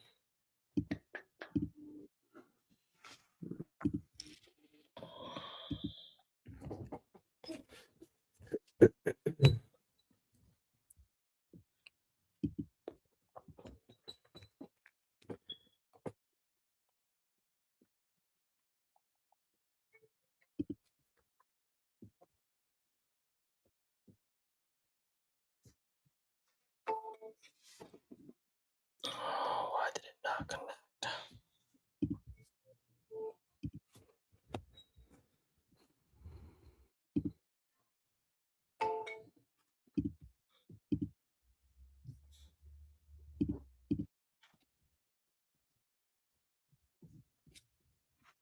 All right, let's see if we made it.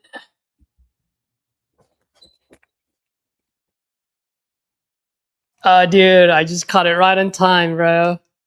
Really? He was gonna spin the wheel. He just responded, was like, caught me right at the right time. So he added your name. So let's see. Oh, he put me in? Yeah.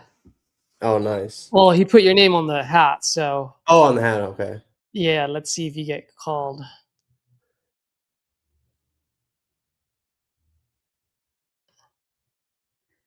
Winners. Oh man, none of us made it. Darn it. Gee. Brayden, Steven, Cameron, Quinn, and Ken. Good stuff. Yeah, still good. Good. Good people Good made callers. it. Yep. That's a solid group. Yeah. Well, dude, anytime you get free leads, shoot, Heck yeah. I'm all over it.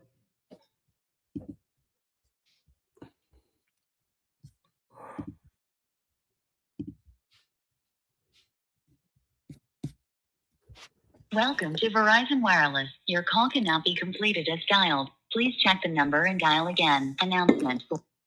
Well, there goes another refund.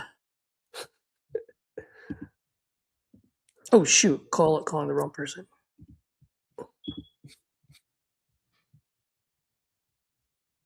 Bro, Welcome to Verizon. let me send you one here. Okay, number disconnected. Let's go for refund. What were you saying? There's just one that I had in Missouri, and we're at 20. He was willing to come 15, but we actually needed at 10. Mm-hmm. You want to give him a shot and see if you can lock it up at 10? Yeah, dude, you want to give that guy a shot yesterday? The one that I sent a contract to. Let's have you call that guy on live right now. All right, yeah. Oh, the one with he went to his financial advisor? Yeah. Yeah, dude, let's do it. Let's do it, dude. Let's see if if he gives you the same story as. I think this Okay. guy's just getting like. That's why I didn't like it yesterday. Remember, I was Right. like, dude, that was a good call. I'm like, yeah. I'm like, something just. It was just bullshit. My Where did you have to feelings be were on hurt. that? Or what was Oh, I remember I told him I needed to be between 110 and 130, and then I sent the contract for 140. Because his estimate is 370,000. He's got a lot of acreage, so I just put 300,000 as the what's the word that I'm looking for? ARV or CMV? As the ARV, yeah. Yep. Okay. I'm gonna drop it on. Oh, here. You know what? Let me just put it under your name. Okay. All right, there you go. Do you mind calling him from your cell Yeah, I'll call him from my cell phone. so it doesn't say XVR, and then if you lock it up under your contract, not mine. Okay.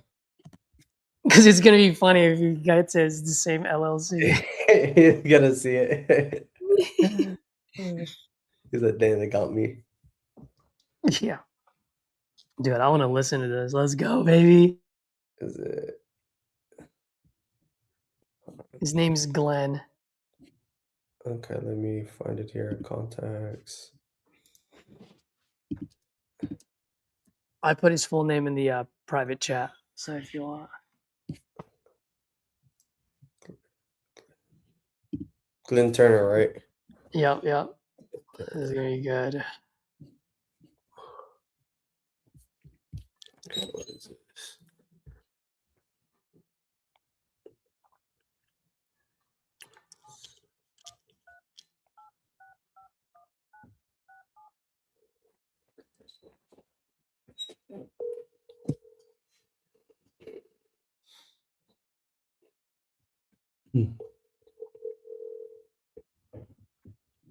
Let's go, baby.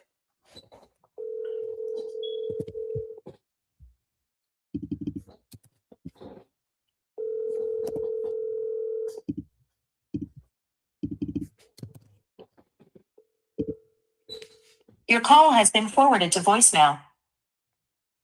Turner,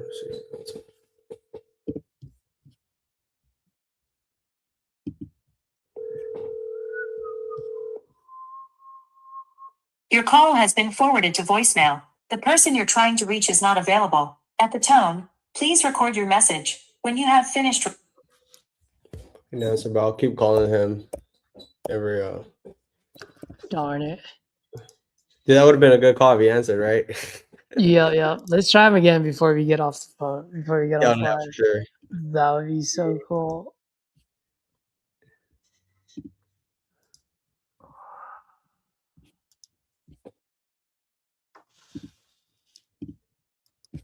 I'll put them on here.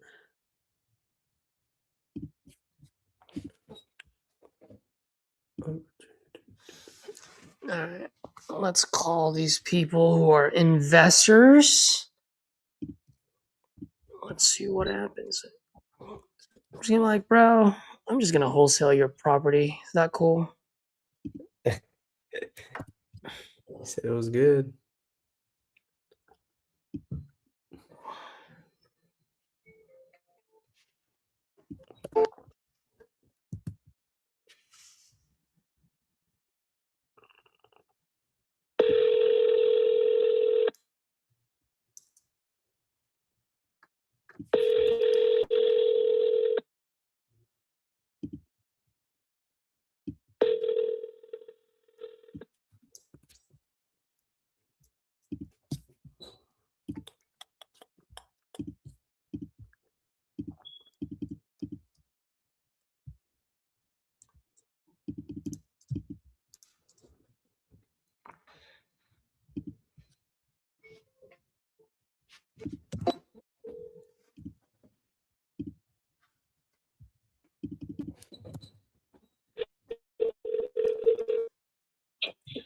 Hi, this is Moses. Hey, Moses. Good afternoon. My name is Caesar. Just calling about your property on St. Pete.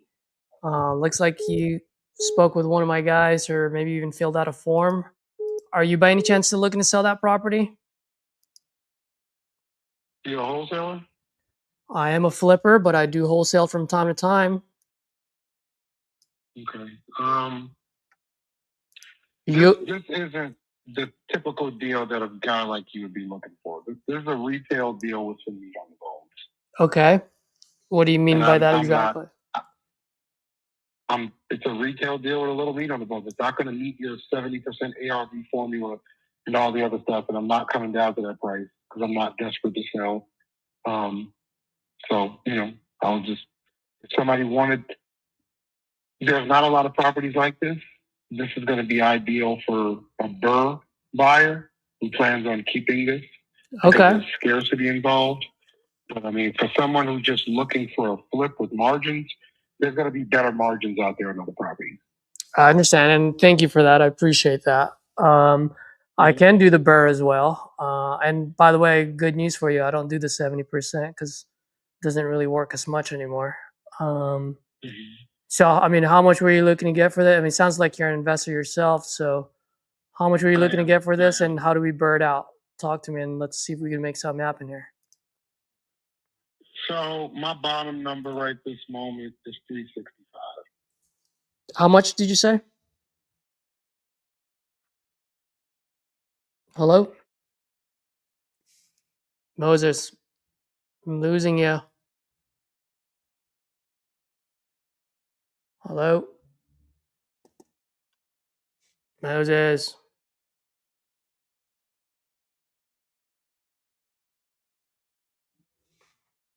Oh, that's just beautiful. What the heck?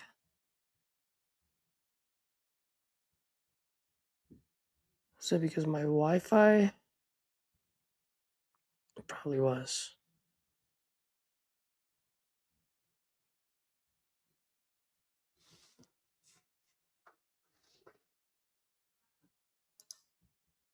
Can you guys hear me? Can you hear me, right? Yeah.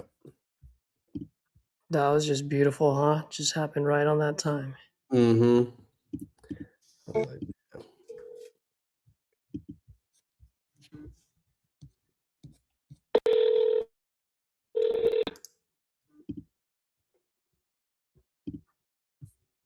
Hey, not sure what happened, but are you going to be available in maybe 30 minutes? Yeah, you can give me a call back in 30 minutes. That's fine. Yeah, it was my Wi-Fi, by the way. So I was like, where's Moses at? Yeah, if you're going to be around.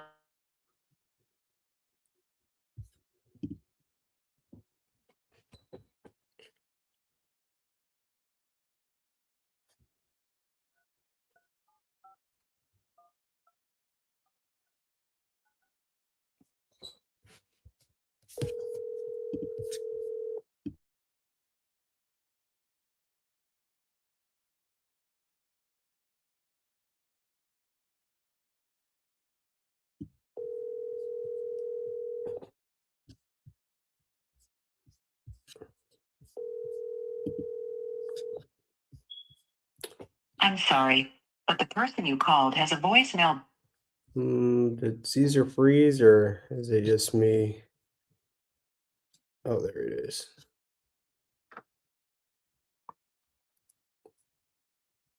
All right, folks, I am back. I wasn't sure if it was at my end right now. I was like, because you were frozen. You guys can hear me, right? Yeah, I can hear you. Let's call this dude back. Oh no, I can't hear you now, Edward. Jeez. Can you hear me? Hello, hello, hello. I can hear you.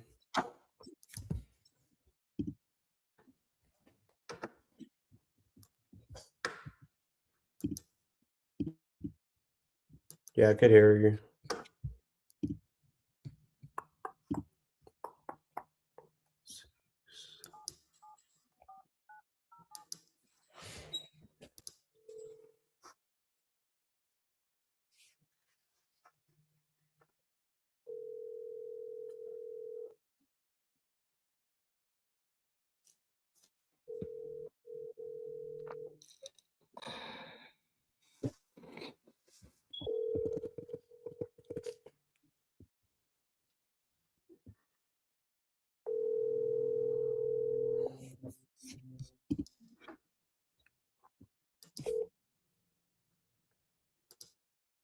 Please leave your message for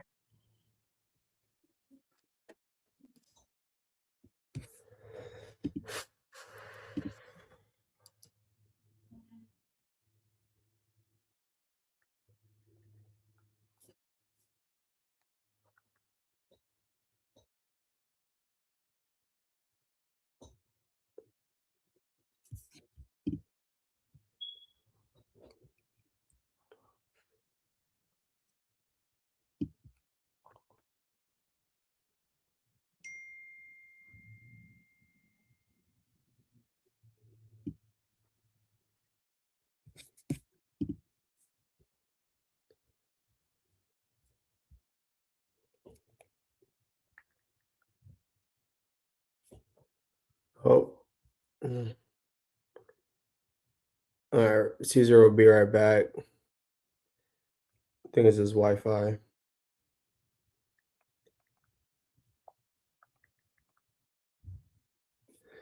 All right, I need to follow up with this guy. I need to get this contract signed.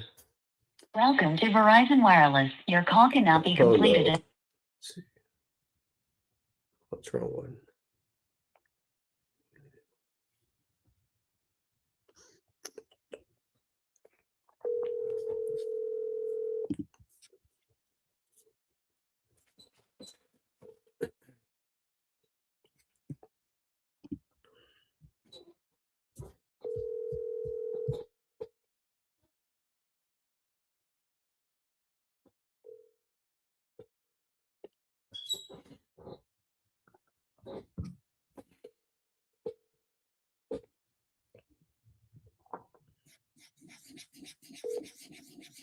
The subscriber you are trying to reach is not available. Please leave your message after the tone.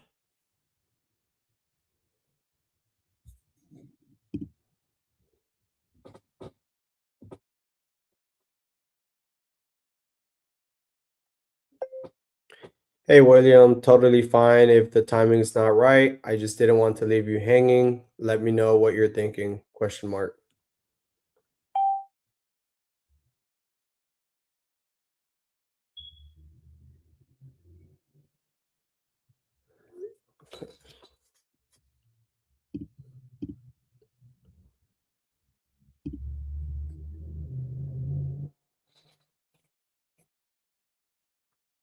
All right, let's call this other one here in Michigan. 26.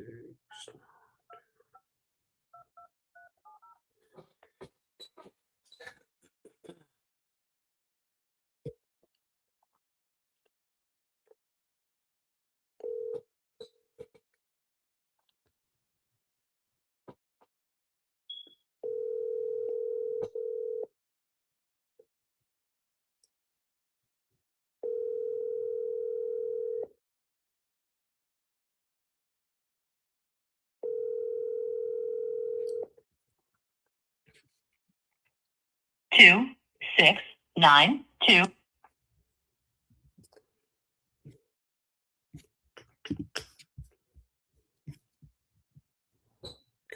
let's try.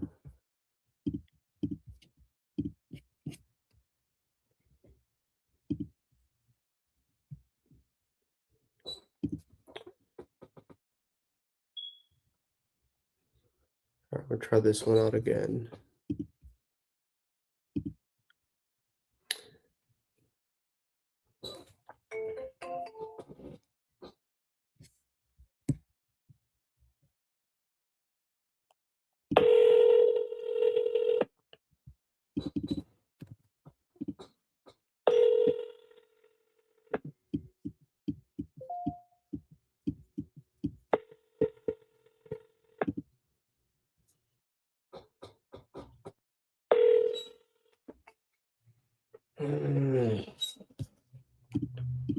Come on.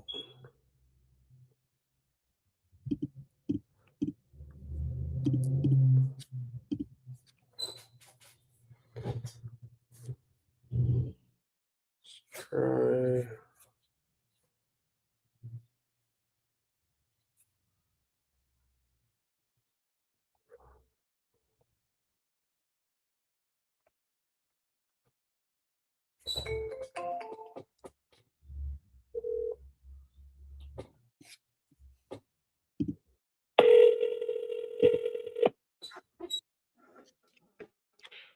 Holding it down, huh?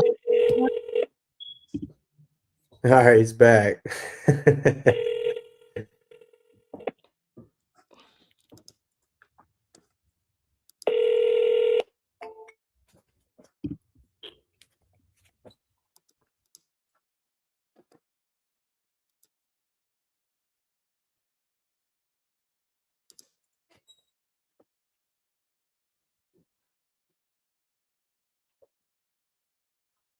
Name and reason for calling.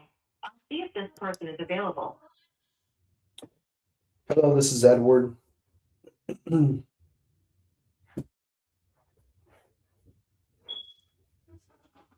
Edward. Please stay on the line.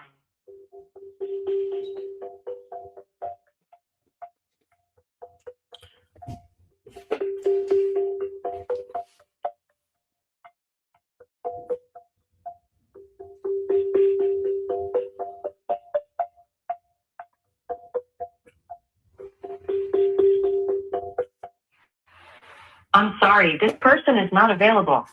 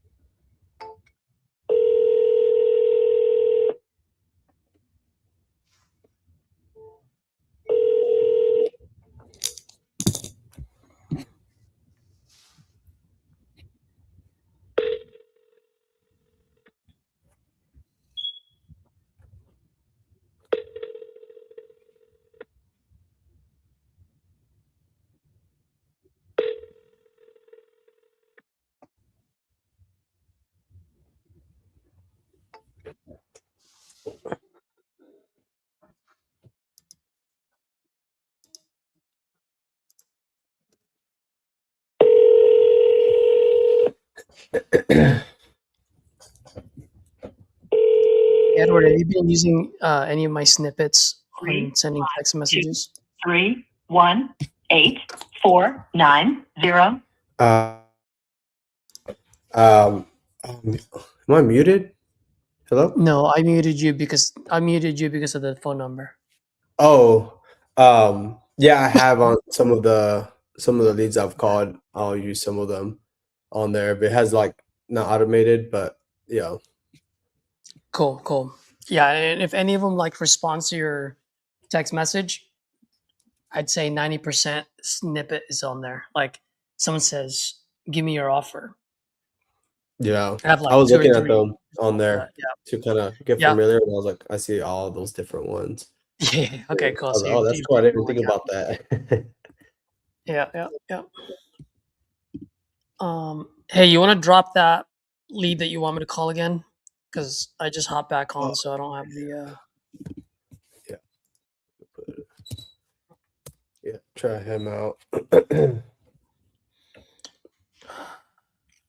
What's the situation here? He has some health issues. He's moving kind of to more like to some apartments. He just doesn't want to deal with the maintenance of the house, has foundation issues and stuff like that. He's also behind, like he said, less than 2,000. He's not too sure. But he knows for sure it's less than 2,000 on the taxes there. And yeah, first I was at 20. He's wanting to take 15 because I came back, and then 10. It looked like he was going for it, but then he like after a few days he was like, "Nah, man, I'm gonna do it." So like, You had it under contract and you already yeah, had a buyer. Is that what it is? yeah, we had to be at 10 at the very most to even have a shot. Based on the dispo houses or based on the end buyer? Based on the dispo houses. Ah, Yeah. why is that? This is a 3-bedroom. What's the bed bath count on this? 2 bed, 2 bath. 2 bed, 2 bath. Yeah.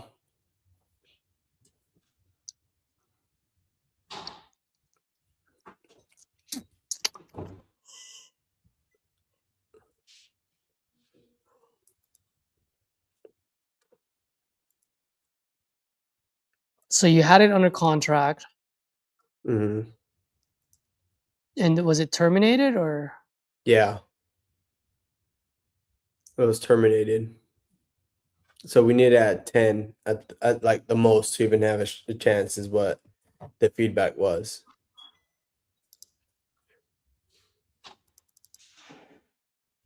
Green City, Missouri, right? Mm-hmm.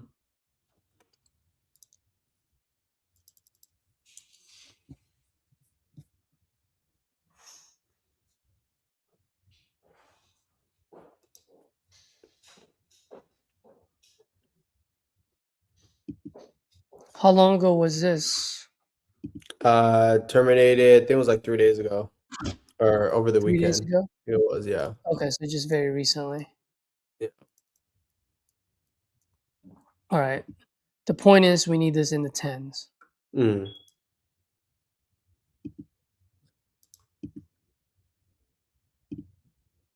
Yeah, dude. There's like, oh, dude. Did you see Mm-hmm. that 5-bedroom, 3.5 bath that sold there for Is it the one for 45? 60? Oh Huh? yeah, that tear down or that yeah, I saw that A one. That teardown, but it's a 5-bedroom for 3.5 or 45,000. I yeah, wonder if they're making a decision off of that. you know. But no, there's another one that sold for 60, and I'm like, oh shoot. And it was like it wasn't even that bad shape either. I'm like, damn. Um, yeah.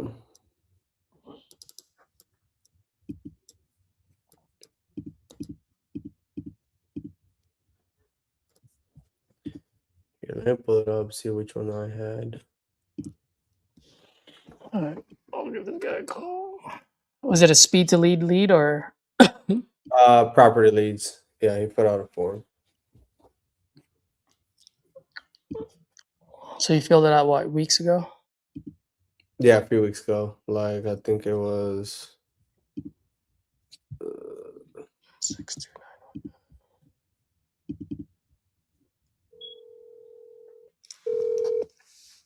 His name's Will or Bill? oh William. Well, William.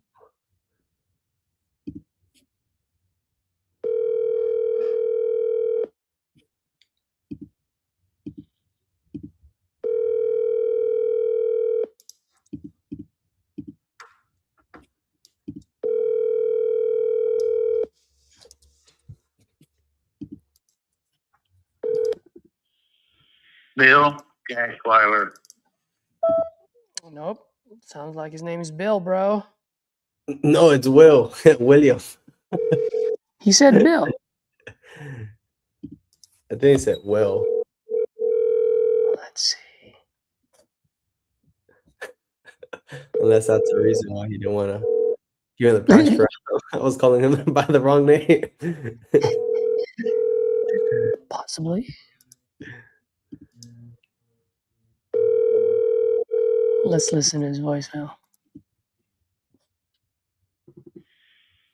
Bill Gasweiler. This is Will. Bill, Caesar here.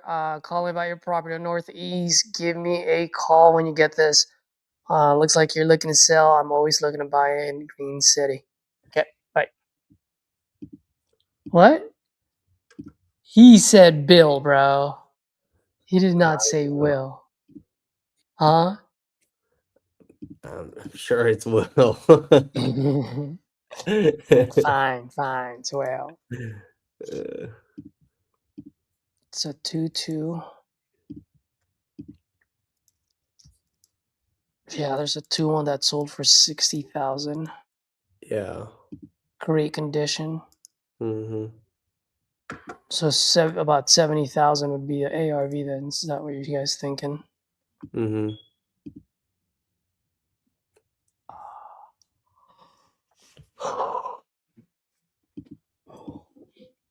Yup.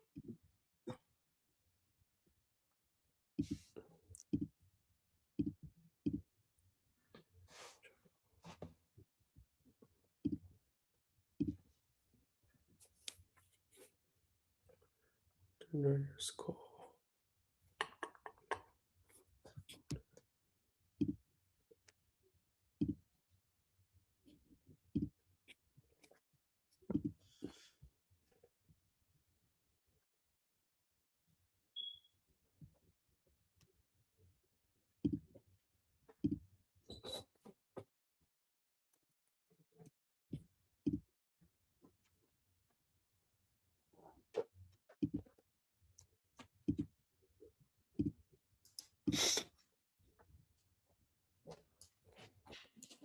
All right, let me copy and paste this before I forget.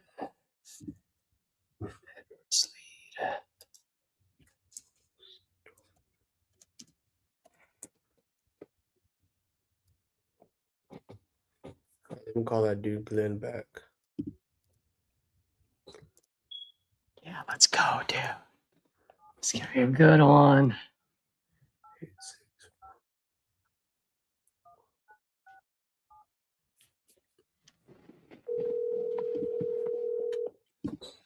What's the address on this highway?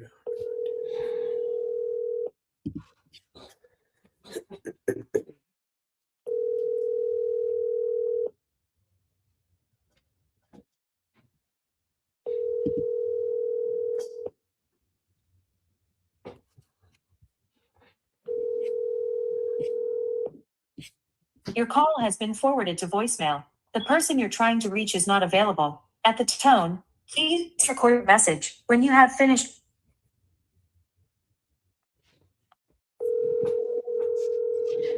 Maybe he wasn't bullshitting me. I don't know. Maybe he was telling the truth. Maybe sellers don't always lie. We'll see about that. Maybe. Yeah. Gary's still out on it. Your call has been forwarded to voicemail. The person you're.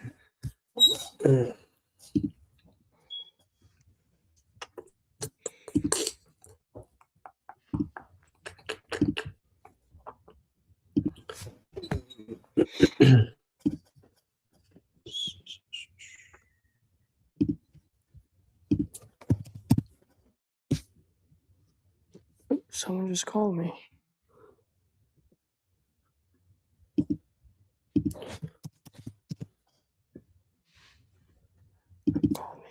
Oh, he just called me. Let me call him back. Let's see.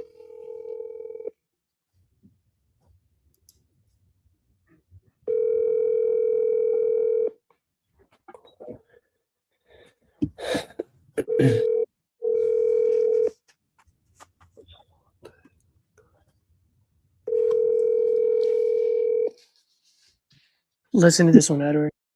Oh, okay. He's going to say, he's not going to pick up. It's going to be his voicemail. I want you to listen. Bill, Weiler.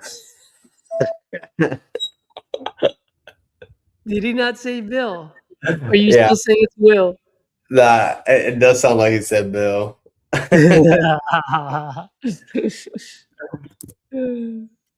know, man. Yeah, that's my Bill.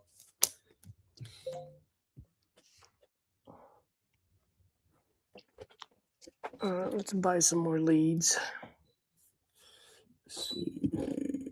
You called all your new ones, right? You only got what, 3 or 4? I got 3. 2 I'm sending you the emails on for refunds, and one hasn't responded yet. Yeah.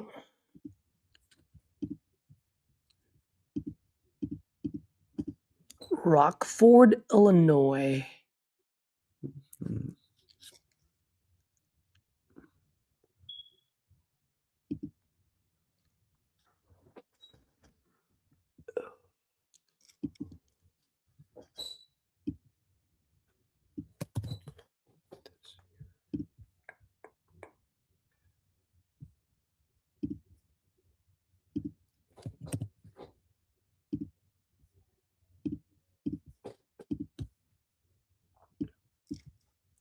Yeah, I still can't find myself to buy exclusive leads. Yeah, no. It just doesn't make any sense. Yeah, I feel the same way.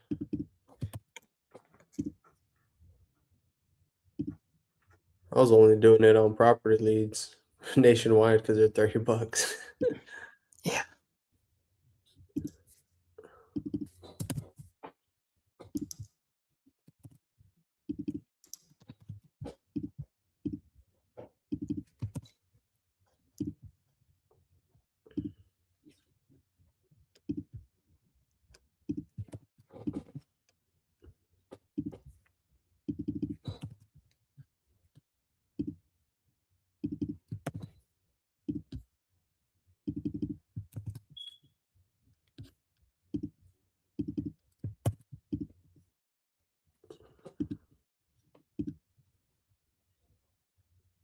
What is going on here? Why do I not have any sale leads?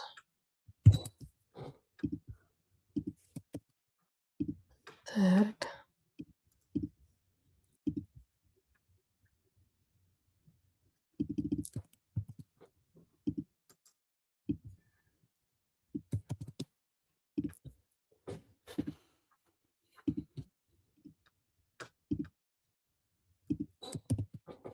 This is ridiculous. I need sale leads, bro. Let's go.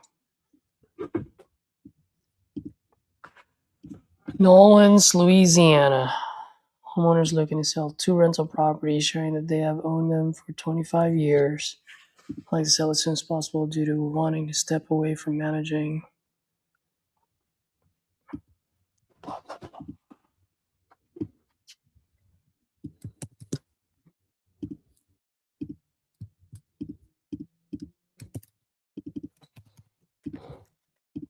You're in San Antonio, right? Yeah. Buying Yeah. this one for you, dude. Nice. If this comes to me, I'll just send it over to you right now. Nope, that went to you. I heard that. Bing! Yeah. Let's see. Check.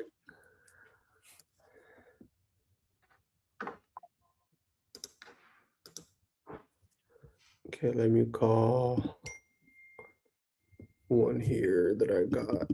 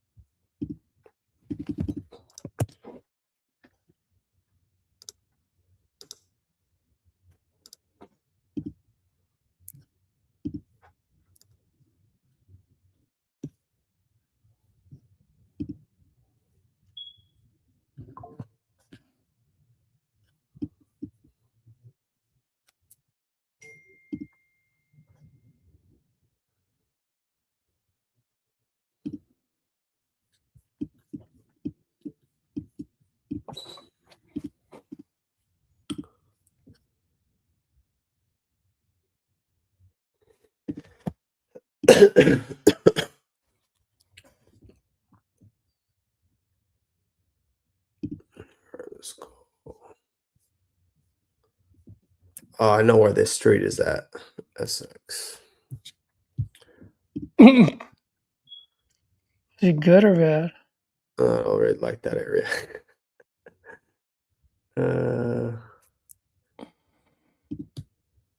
Call him Robert.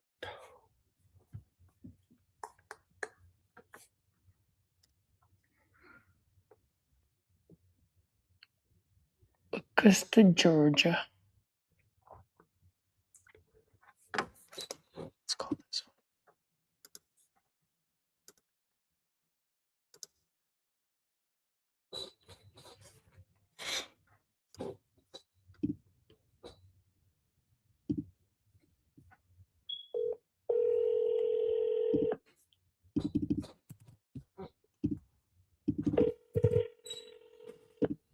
Yes, this is Pastor Robert Clark. I'm available at the time. Please, would you leave your name and number, and I'll get back with you at my earliest convenience. God bless you, and no weapon formed against you shall prosper. After you have finished your message, just hang up. Or to hear more options, please press 1. Hi, good afternoon, Robert. This is Edward. Just giving you a call to follow up on your inquiry about selling your property there on Essex Street. Please feel free to give me a call back, or you can shoot me a message here whenever you're available. Thank you.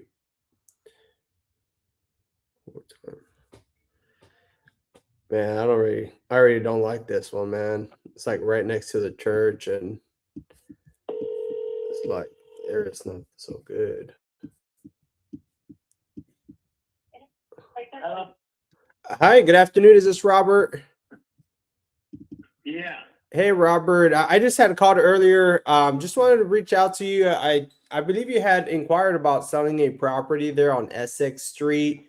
I was just reaching out to see if that was still something you were considering. Yes. Okay. Well, great. I'm glad I called then. How much were you asking for it? My last offer was 60,000. Oh, the last offer you had was 60. Yeah. Oh, okay. And I guess what was it about the last offer you got that you didn't move forward with that one? Well, I'm supposed to call him back Wednesday. I had to talk with the church Sunday. Uh-huh. Oh, okay.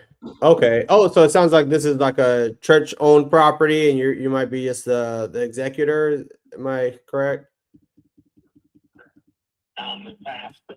Oh, okay. Okay. Awesome. And I guess can you tell me a little bit about the property? Like what's going on with it? Is it occupied or empty right now? Can you kind of catch me up to speed? No.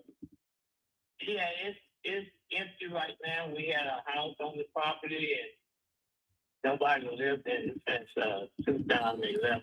So, you know, it's got some damage to it. So we just decided this one get rid of it. Mm-hmm. Because we were going to remodel, but it looked like that was done. Yeah. Well, wow. Okay. Well, yeah. I mean, it's been vacant for a while now. And I guess like, what was it where? I guess like, what was it where y'all figured it was, maybe time to just kind of, move on from the property versus just kind of, fixing it up like y'all were thinking initially. Yeah, basically, the other part of the church because we have like a big part of the church and then we have a small church that don't take a big part. And I've got a lot of respect to do on it, so I might as well get rid of that and go ahead and fix the other two churches up. Mm-hmm. Oh, okay. So y'all were trying to like put more of the resources on the church and kind of save some time there rather than kind of focusing on the house at the moment. Sounds like. Yeah. Oh, okay. Gotcha. Okay. And I guess like how much work were y'all anticipating like this one was gonna need when y'all were kind of taking a look at it initially? At the big church? No, for the one here in Essex, the property.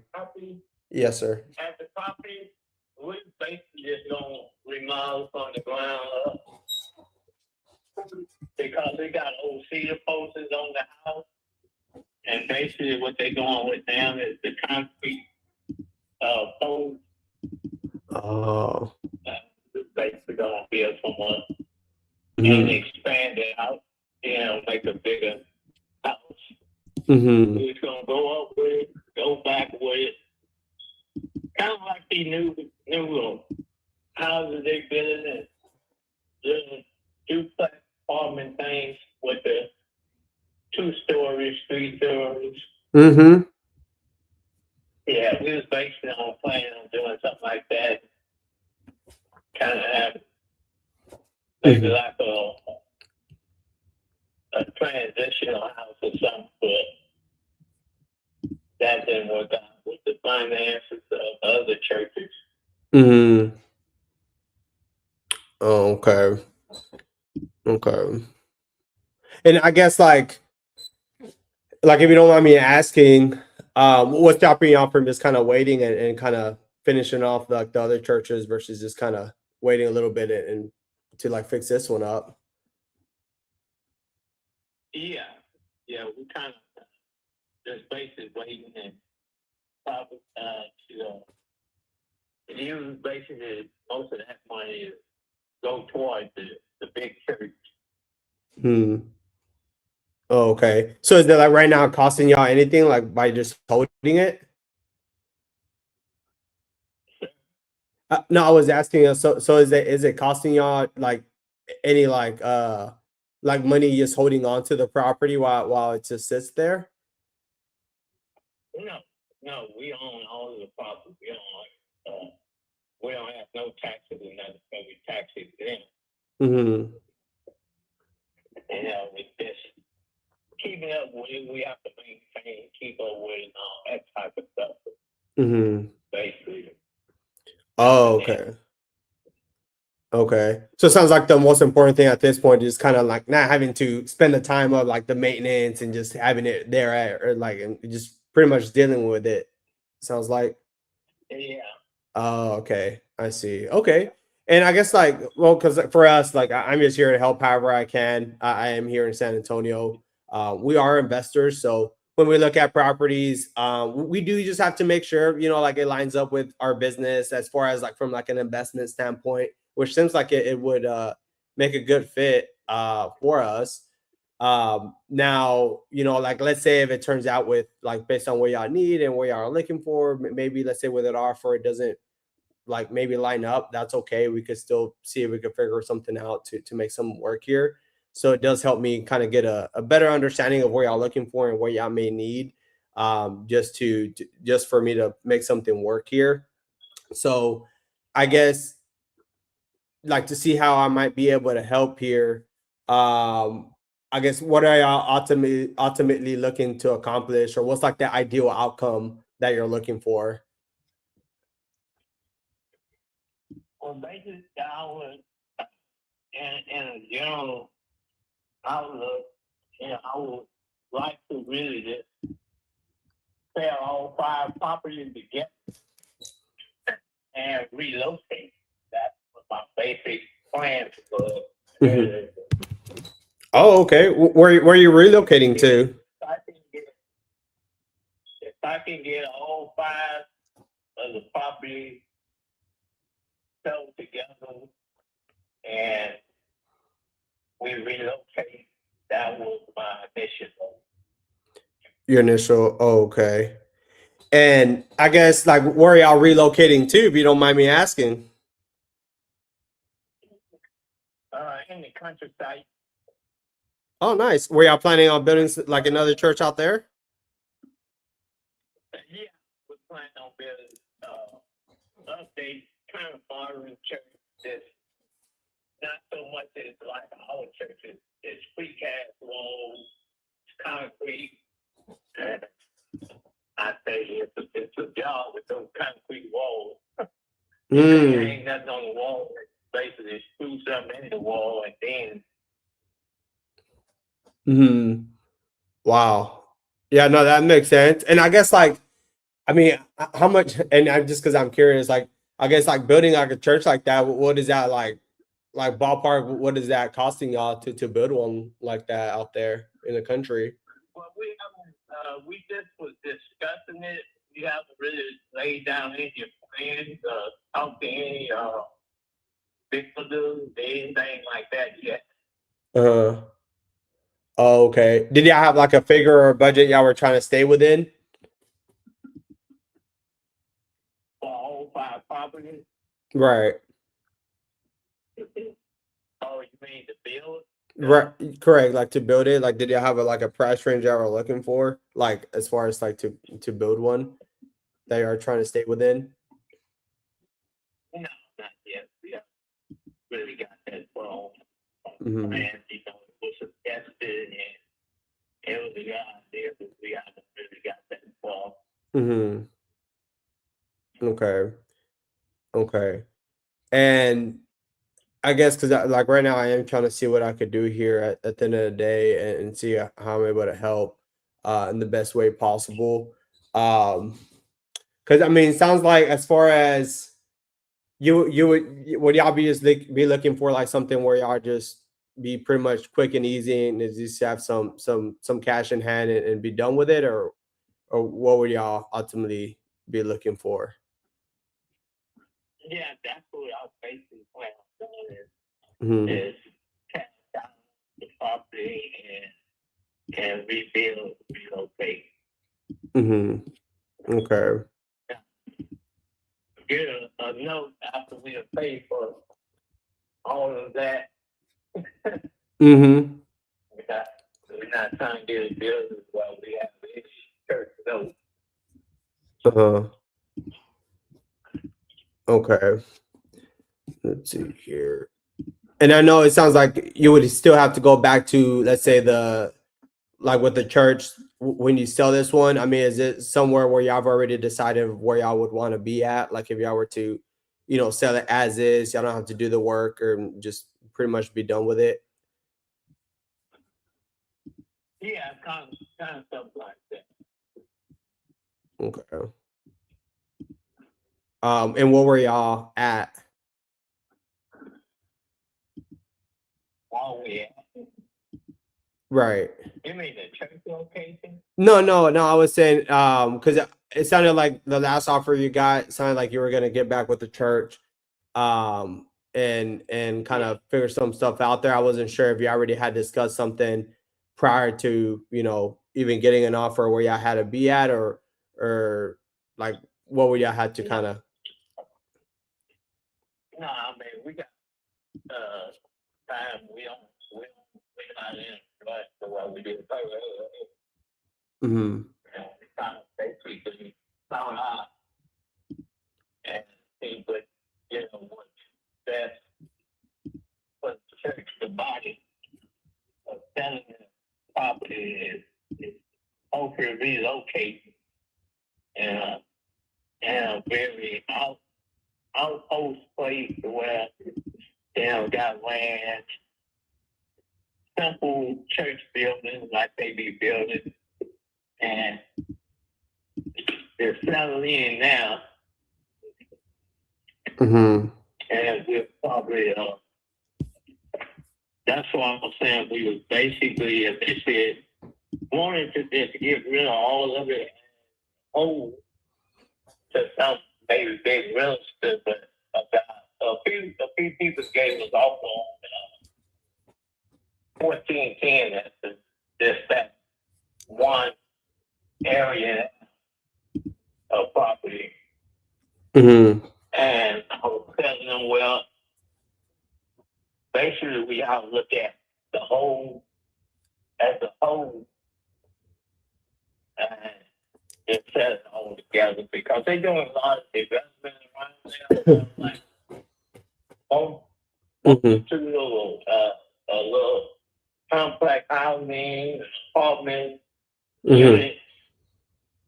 Right. And they've been trying to get the church land for a while. Mm-hmm.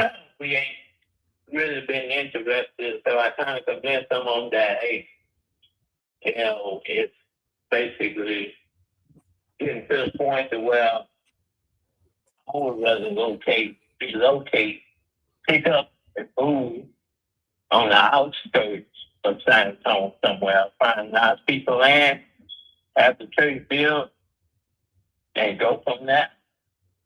Exactly. Right. But y'all would need like the other 5 properties sold first in order to do that. Right. Okay. Well, maybe I'm the guy that could help, because I am interested in this one. It sounds like this is one out of the 5. Mm-hmm. Okay. Um,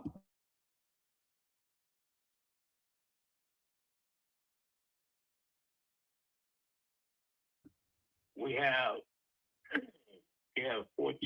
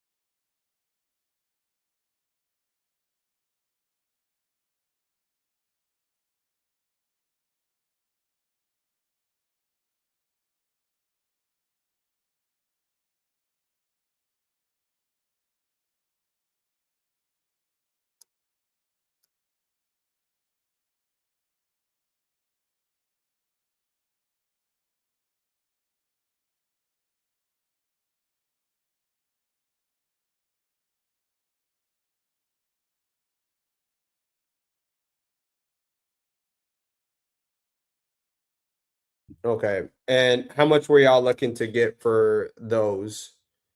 Because it looks like they're all lots, right?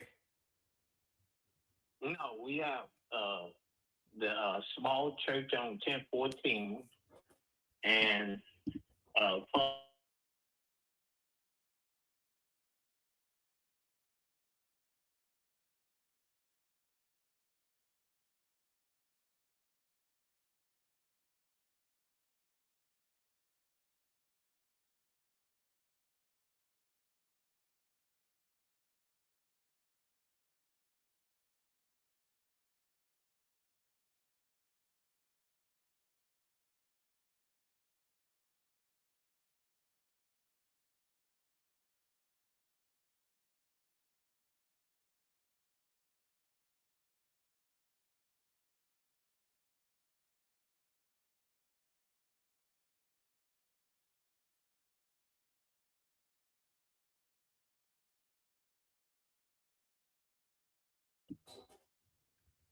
uh, 1402.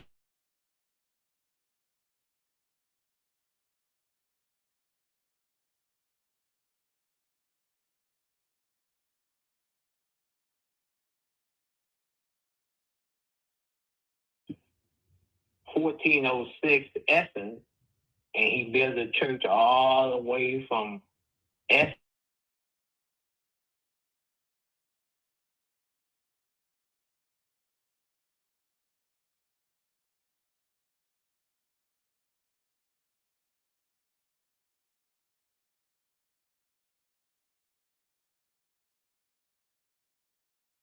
goes all the way back to Westfall.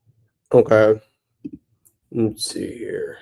So what would y'all be looking to get for, I guess, like for the full package then with the churches? For the full package, we definitely haven't come up with a figure on the whole package because it was suggested, but we never really went deep into the discussion of it. We did the 1410, but like I say to the guy Wednesday,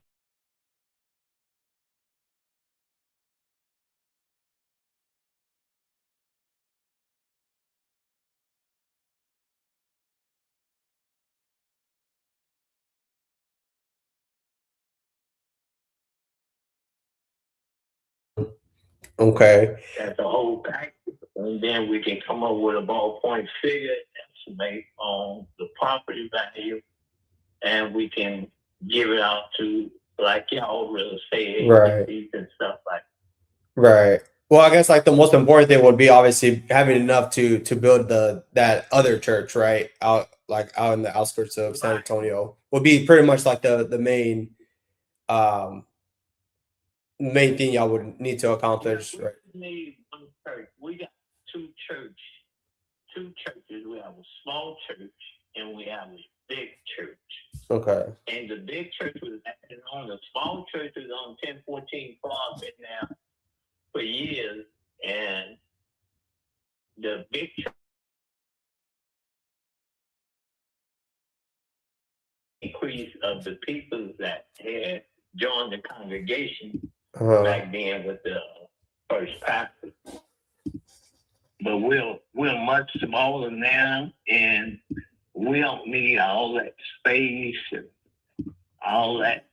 It's just too much. Yeah. Okay. So it seems like everybody's pretty much on board and relocating. It just like when. Yeah. Okay. However, the lot next to it, the one that we were talking about initially, that's one that y'all would pretty much be ready to, I guess, sell like right now rather than the other ones at the moment. Because obviously, I would still have to make arrangements, right?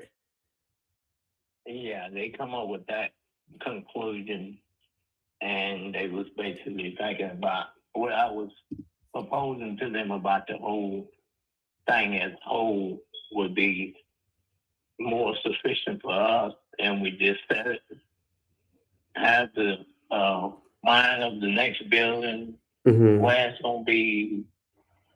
We're in that type of process of. Mm-hmm. But once I believe once everything is settled, and then we can go out and look at different locations, Right. stuff like that. Exactly. And real quick, because I know you mentioned earlier, like the reason y'all didn't finish like starting off with this property, like to start repairing and stuff was because y'all were kind of doing some finances and stuff for like the other churches, right? Right. Okay. And those the ones that I have right now? Like, are y'all working on those currently right now, or what does that look like? Yes, the one on 1406 Essence.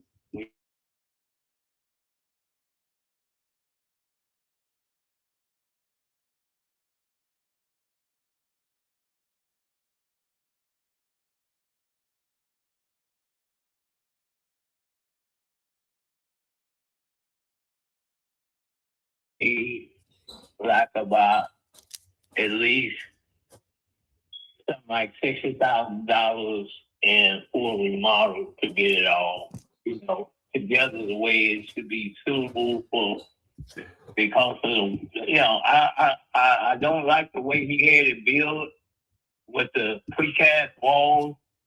I like the new buildings that they building for the churches. Mm-hmm.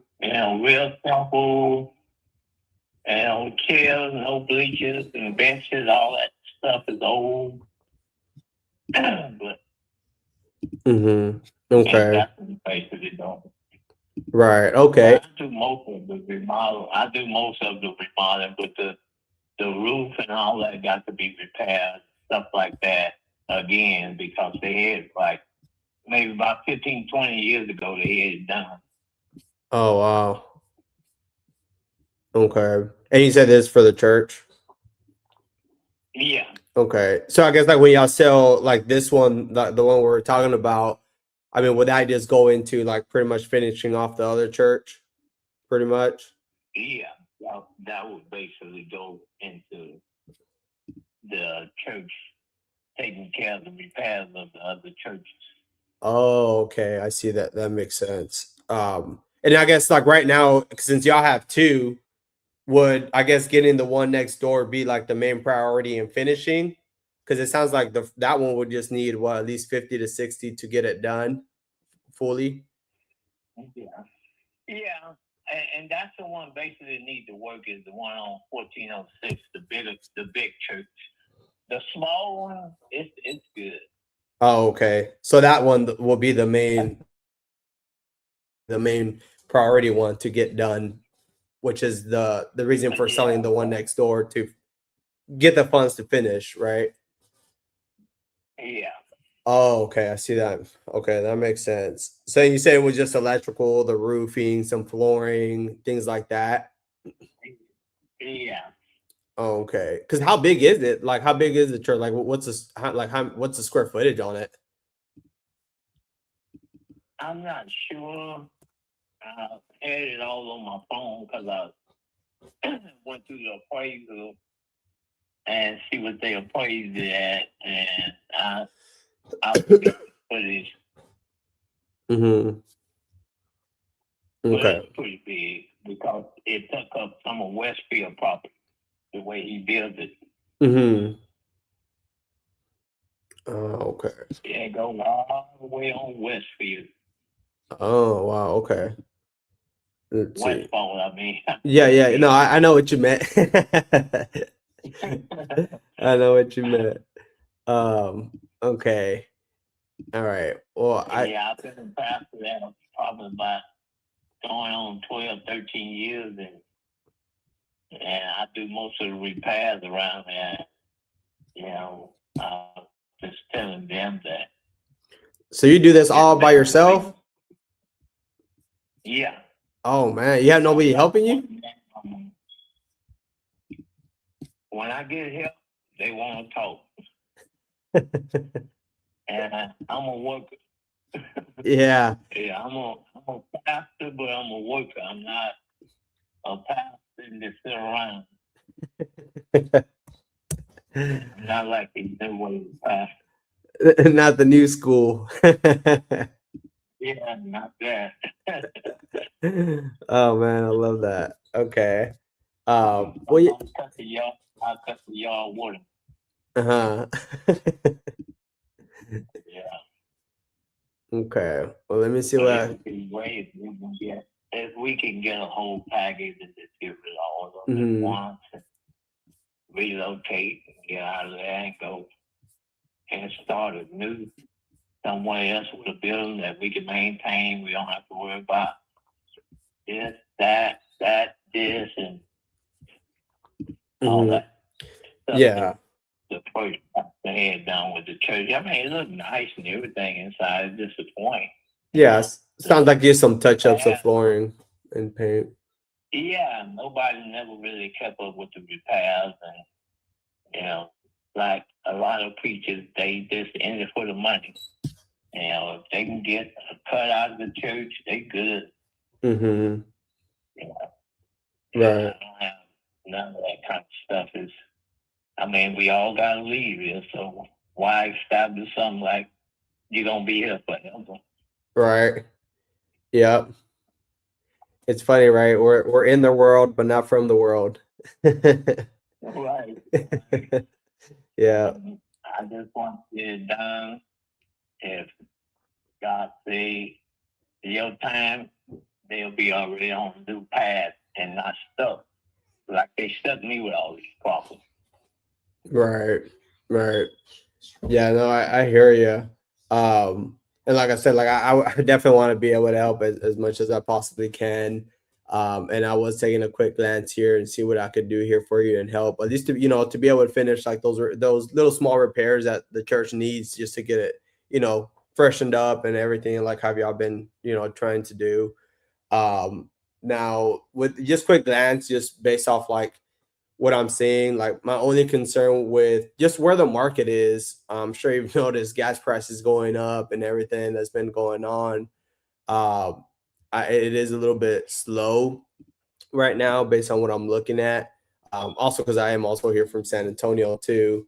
So my only concern, perhaps, let's say offers come in a little bit less. However, that being said, like just with like where the market is though, like I know you're thinking what maybe 50 to finish it off. I mean, let's say if we could squeeze out, let's say like it came in like around 40. I mean, do you feel like that would still be enough to finish off like the flooring, some touch up of paint and for like to get the church back up and running again, or like, all fixed up like how you were planning to do?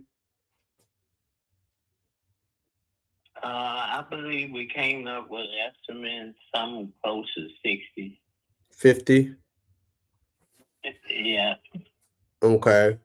Um, okay. And that would be with just like with the roof and like the painting and like the flooring that it needed. I guess like for Yeah. okay. Because they have to basically what I need them to redesign is the roof and the attic. Because the attic is so tight, they need to bring it square instead of with that cone roof and re-plywood the whole thing. Mm-hmm. Because the attic is too tight and I'm the only one goes up there and nobody else goes. And I tell him all the time, I say, I don't know what he was thinking when he built this church, but I know what he was thinking. He was just thinking, put it up so it can hold the people. Yeah. He was thinking money-wise. He wasn't thinking about in the future. Yeah. Yeah. Let's see here.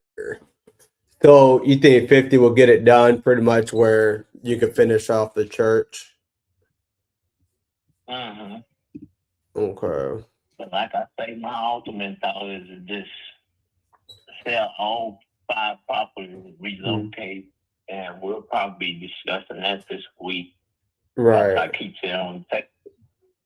And it's best for the congregation. Right. Instead of, so many years go back in, I could do this again.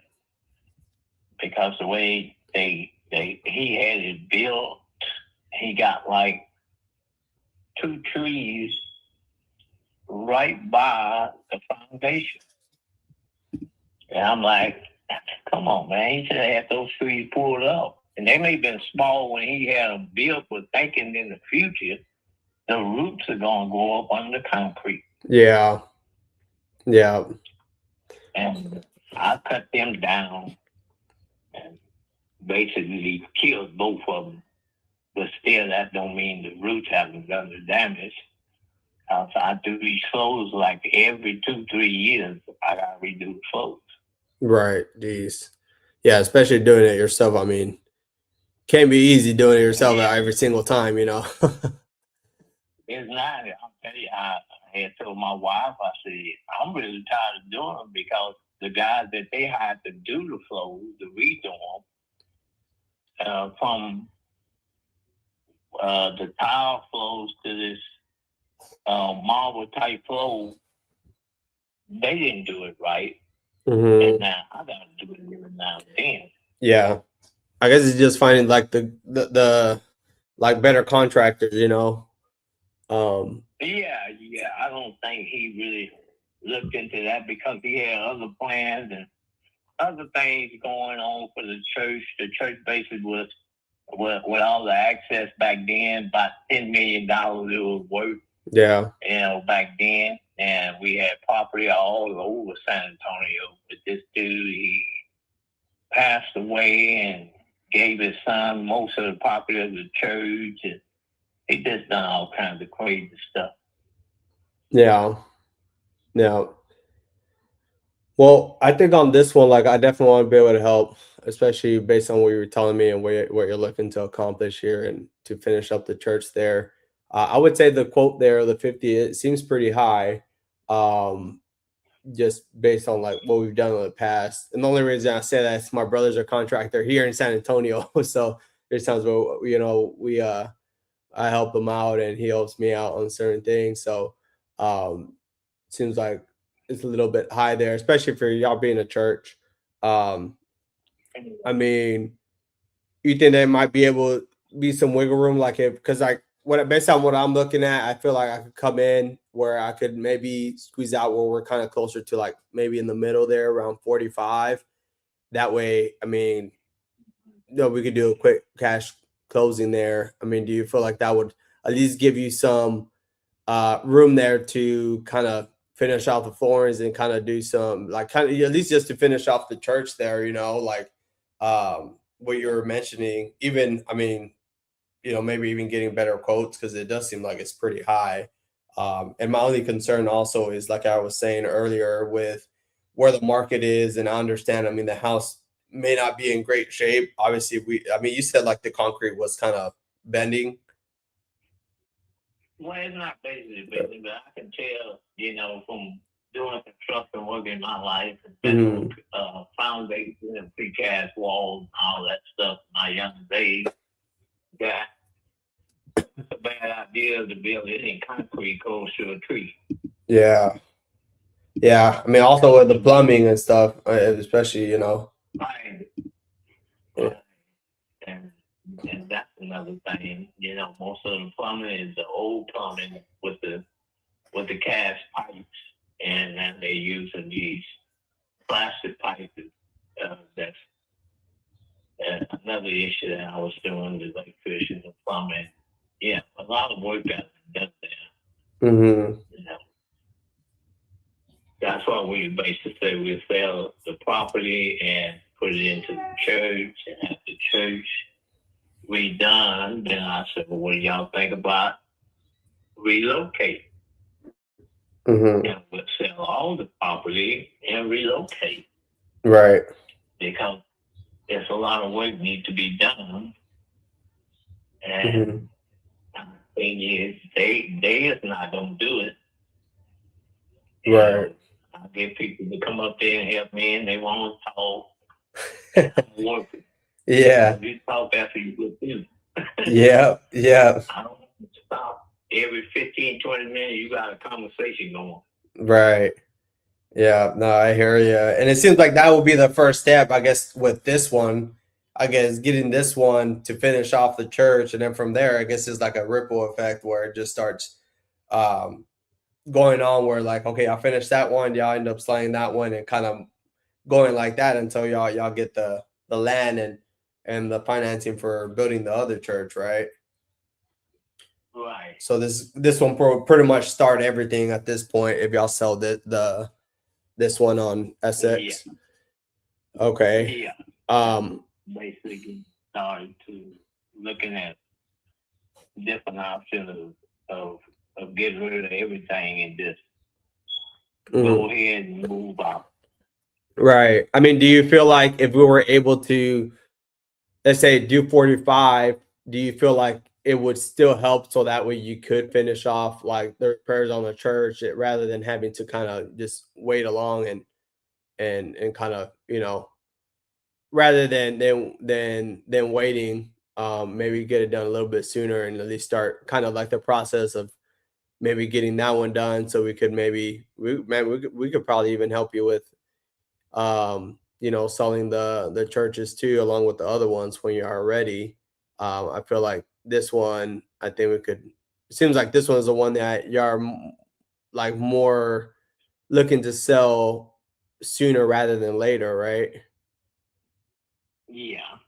Okay. So do you feel like if we could do 45, I mean, do you feel like it would help to at least finish off like the work that needs to be done at the church?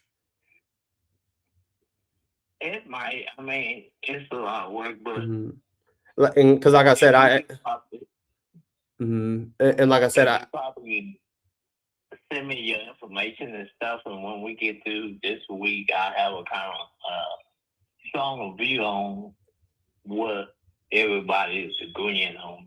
right, yeah, because because like at the end of the day, I want to be able to help I want to be able to help as much as possible. And I know you mentioned the 45 might work. So like, just so I know, I mean, why do you feel like it may, like it might, or maybe it would?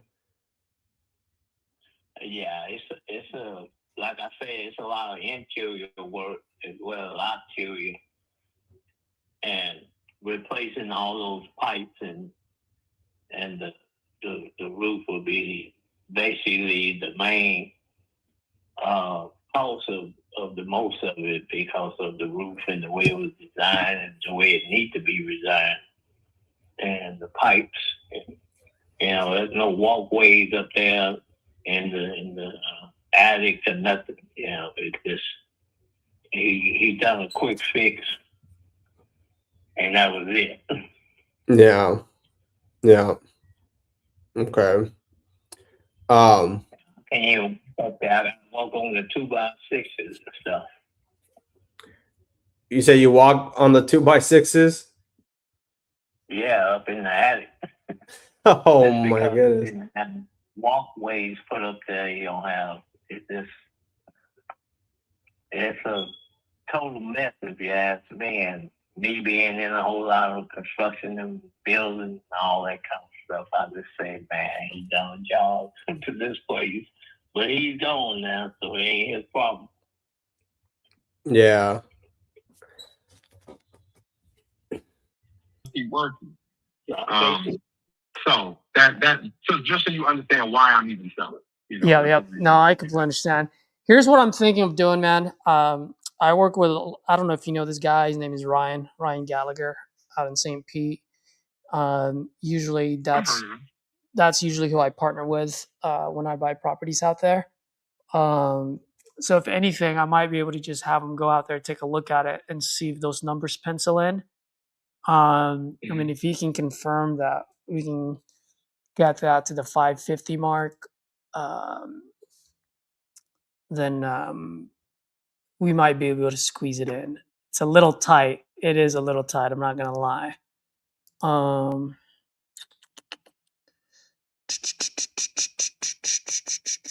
Now, question for you: what if we don't put that third unit, right?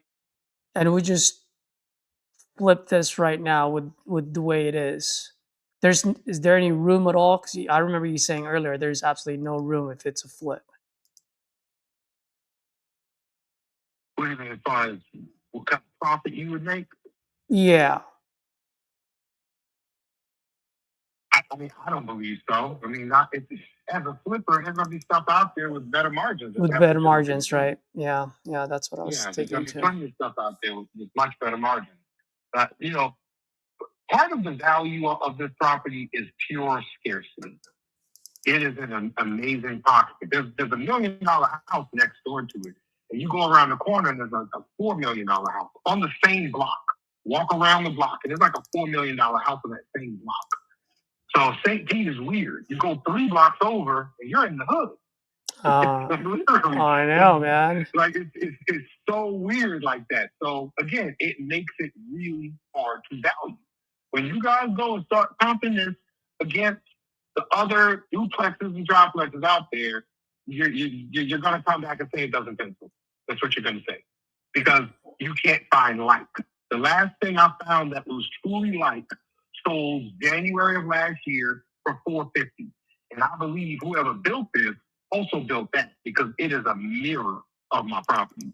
And it's also on the same type of lot, but it did not have the back part of it. You said 450. What's the address on that one? Give me a minute. Gotta look that up. Got it somewhere. Is it on 28th Street? You asking, is it on 28th Street? Yeah, that's the only comp that I see with a 4 in front of it. Could be. I know it was really close. Oh, I have so many notes and so much shit everywhere. I think there's 1. Let me see. 3, 4, 6, 7. I mean, you have one right across the street that sold for $340, but what's the bedroom and bathroom count on this one again? It's 211. 2 1-1s, right? Okay. Yeah. And does each side have its own meter? Yeah, maybe we need it. They share a water bill though. 1 parcel, 2 meters. And see a 3-2, 3 blocks away from you, sold for $527. But that's a 2021 build.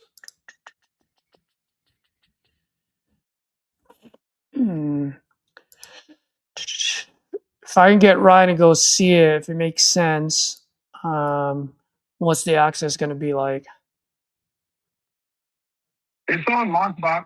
I would prefer to meet a person there because it's still a work in progress and there's material there and stuff. Yeah, I don't mind. I'll let you know when. Yeah, I'll schedule it with you. That's no problem. Yeah, schedule it with me. I can be down there. Matter of fact, tomorrow in the morning, I'm planning to be in St. Pete. Oh, you are? What time? Around what time? I'm going down to the permit office to see if I can get some motion. So 9. Oh no, not 9. 10 to 12, somewhere in that. Okay, so before noon. Before noon. All right, I'll ask Ryan. See, I'll have him run some comps here just in case, and then I'm just looking on here. I mean, just from an investor. Obviously, we're all trying to make money, right? I noticed that. How much did you buy this for? $260. Okay, and then you said you added. What did you add on this again? Since you bought it. AC, new sewer, painted, the roof repair, and plenty of other little miscellaneous stuff. Okay.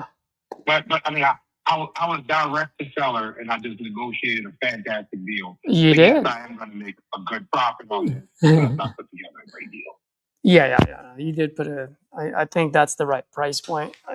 But you did add a few other things on there, so that's the reason I was just asking, just to make sure. Okay.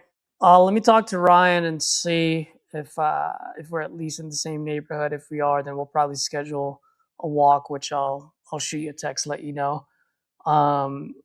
Just in case, well, whether we do business on this one or not, where do you usually buy? And maybe I can send over some good deals for you. Well, this is my first flip. You know, on the other side of this, I'm going in a few different directions. One of them is land, lots of land, and doing land home packages with manufactured homes. Oh, Because there's just a lot of people who can't afford much else, and I've got all the pieces in place for everything. I just need very low price parcels that can, easily be developed for mobile homes and modular homes. okay. And then when you're talking about where at, like St. Pete area, or what other markets? No. Florida, general Florida. I'm okay with being outside of Tampa Bay proper. I'm okay with that. Spring Hill, Hudson, Ocala, those less expensive markets where a lot of people are being forced out of Tampa Bay and are moving into those areas. All right. What about Jacksonville?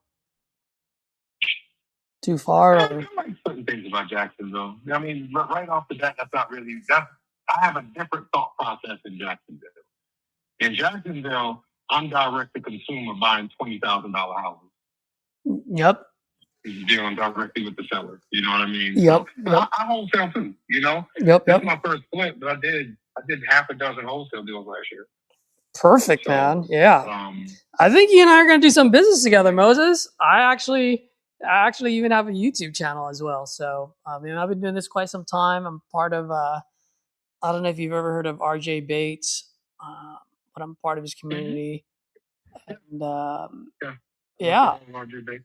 Yeah. And then usually when I emails every damn day. Yeah. Usually when I get land, I don't like buying land, but when I do, I literally just wholesale those. So let me ask you this. I mean, if you were to buy land for yourself, how much do you typically where do you typically buy them? 30 cents on a dollar or what? I mean, this is going to be something new, so there's no typical, this is something I'm going to be doing for the first time when I do it. Got it. Okay. But I know, from where I'm from South Carolina, and then, up that way, we regularly pick up properties for $5,000, $10,000, $15,000. It's nothing to get properties that low up there. And I've known a few people who picked up some tax sale properties in rural parts of Florida in that kind of price range. Mm-hmm. So yeah, I'm like super bargain shopping. So I can just maximize my margins on these first few ones and then figure out more sustainable ways to do it. Yeah, usually when I get lands under contract, I'll do it anywhere between 10 and 25 cents on a dollar. So that way I can send it over to a developer or someone like you that want to put mobile homes or tiny homes for like 30 cents, anywhere from 25 to 30 cents on a dollar. Mm-hmm. Right. So how many doors do you have at this point? Right now, a lot of them I've just been partnering with folks, so it's just fractions. So not necessarily just my own. So how many are those? Just curious. Looking at about 15. Okay. Yeah, just across the country. But right now, with everything that's going on, I do like to wholesale as well. It's just a lot quicker in and out. But whenever I deal business with folks, whether you're an investor or not, I always like to be transparent, man. I tell people, like, here's the situation, here's how I'm going to help, and if we can do it, we can do it. If not, no worries. Makes my life a lot easier. For sure. But let me reach out to Ryan, see what we can do here, and then and I'll get back to you. Okay, sounds good. Cool. Thanks, Moses. Thank you. All right.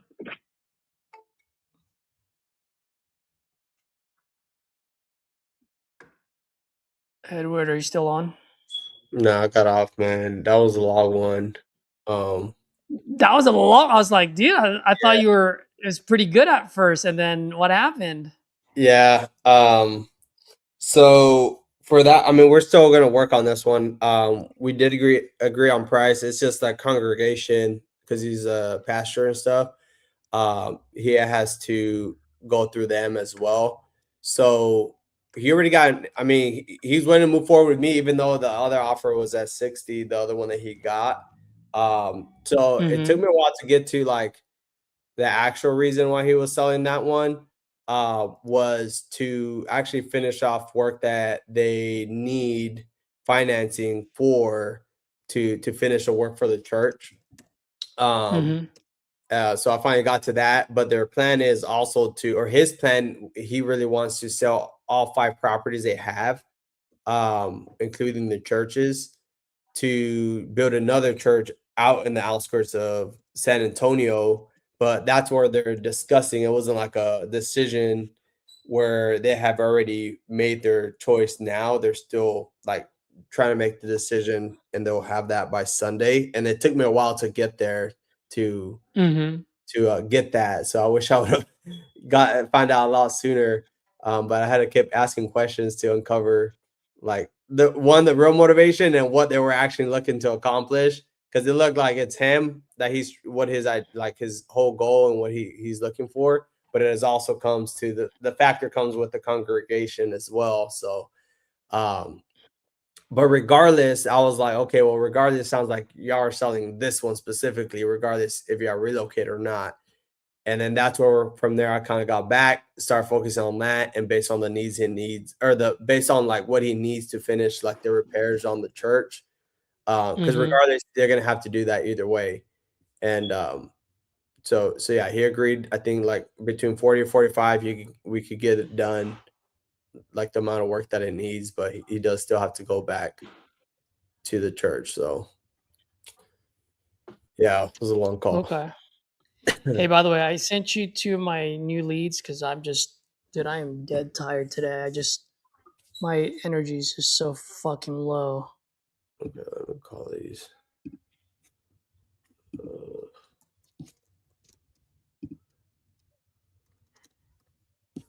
Oh, gee. I got him. What? All right, let me call. This one's. Let me. And then I'm gonna get off soon, but I mean, call here, and then if I get off, I'll just shut it off. Yeah, something's wrong with me, man. My energy is just super duper low here. Yeah, man, we'll get some rest. We've been at it. How long have we been on here? Almost 3 hours. Almost 3 hours. Actually, yeah, you know what? I'm gonna go ahead and just hop off. Sorry, guys, I'm just dead today. But I mean, we did get on a couple of calls, right? We got some pretty good content for the folks that are watching. For the folks that are watching, did you guys get any key nuggets from Edward or myself? I mean, at the end of the day, that's really the main focus here. Dude, I used to care about like locking up a deal in front of everyone and doing all those things, and now I'm just like, whether I lock up a deal or not, I could care less. It's just like, as long as I'm able to provide value where a viewer can actually just use that nugget for themselves, that's all I care about, because I'm still making calls offline anyway, you know? Yeah. So Edward, if you don't mind, can we link up in the next hour to 2 hours? I just want to take a quick break and rest, and then let's hop on a call to go over your deal, and then let's see what we need to do for dispo there. Okay. Yeah, man. Sounds good. Let me know. Sweet. Looks like Nancy says, good to hear how you respond to some of the tougher discussions. Were you talking about Edward or my call? Hopefully both. Edward, man, I mean, I was telling you this offline yesterday, dude. Like, you were already good to begin with, but you're on a whole new different level now, brother. This is sick. Just listening to you. You actually inspire me and motivate me to just keep going. Yeah, I appreciate that, man. Been picking up from a lot of y'all. Hyro, you, and Yeah, I mean, it's inevitable, right? Because you put in the work. you have grit. You put in the work every day. You don't slow down. So yeah, I absolutely. It was just a matter of time. Yeah. Cool. All right, folks. We'll be here tomorrow, same time, 10:25, 10:30 a.m. Pacific time. Tune in, hit that notification, so that way you get notified when we go live. And then also any key nugget that you guys got today, please drop it in the comments so that a new wholesaler can come across this channel and use that key nugget to close their first deal. Other than that, Edward, did you want to say anything? No, man, I don't have much, man. Just being consistent is pretty much key. Just being consistent. That's it. Yep, exactly. Cool. All right, folks, have a good one. Till next time, speed and volume. And Edward, I'll catch you. I'll text you when I'm ready. Hour Okay. 2.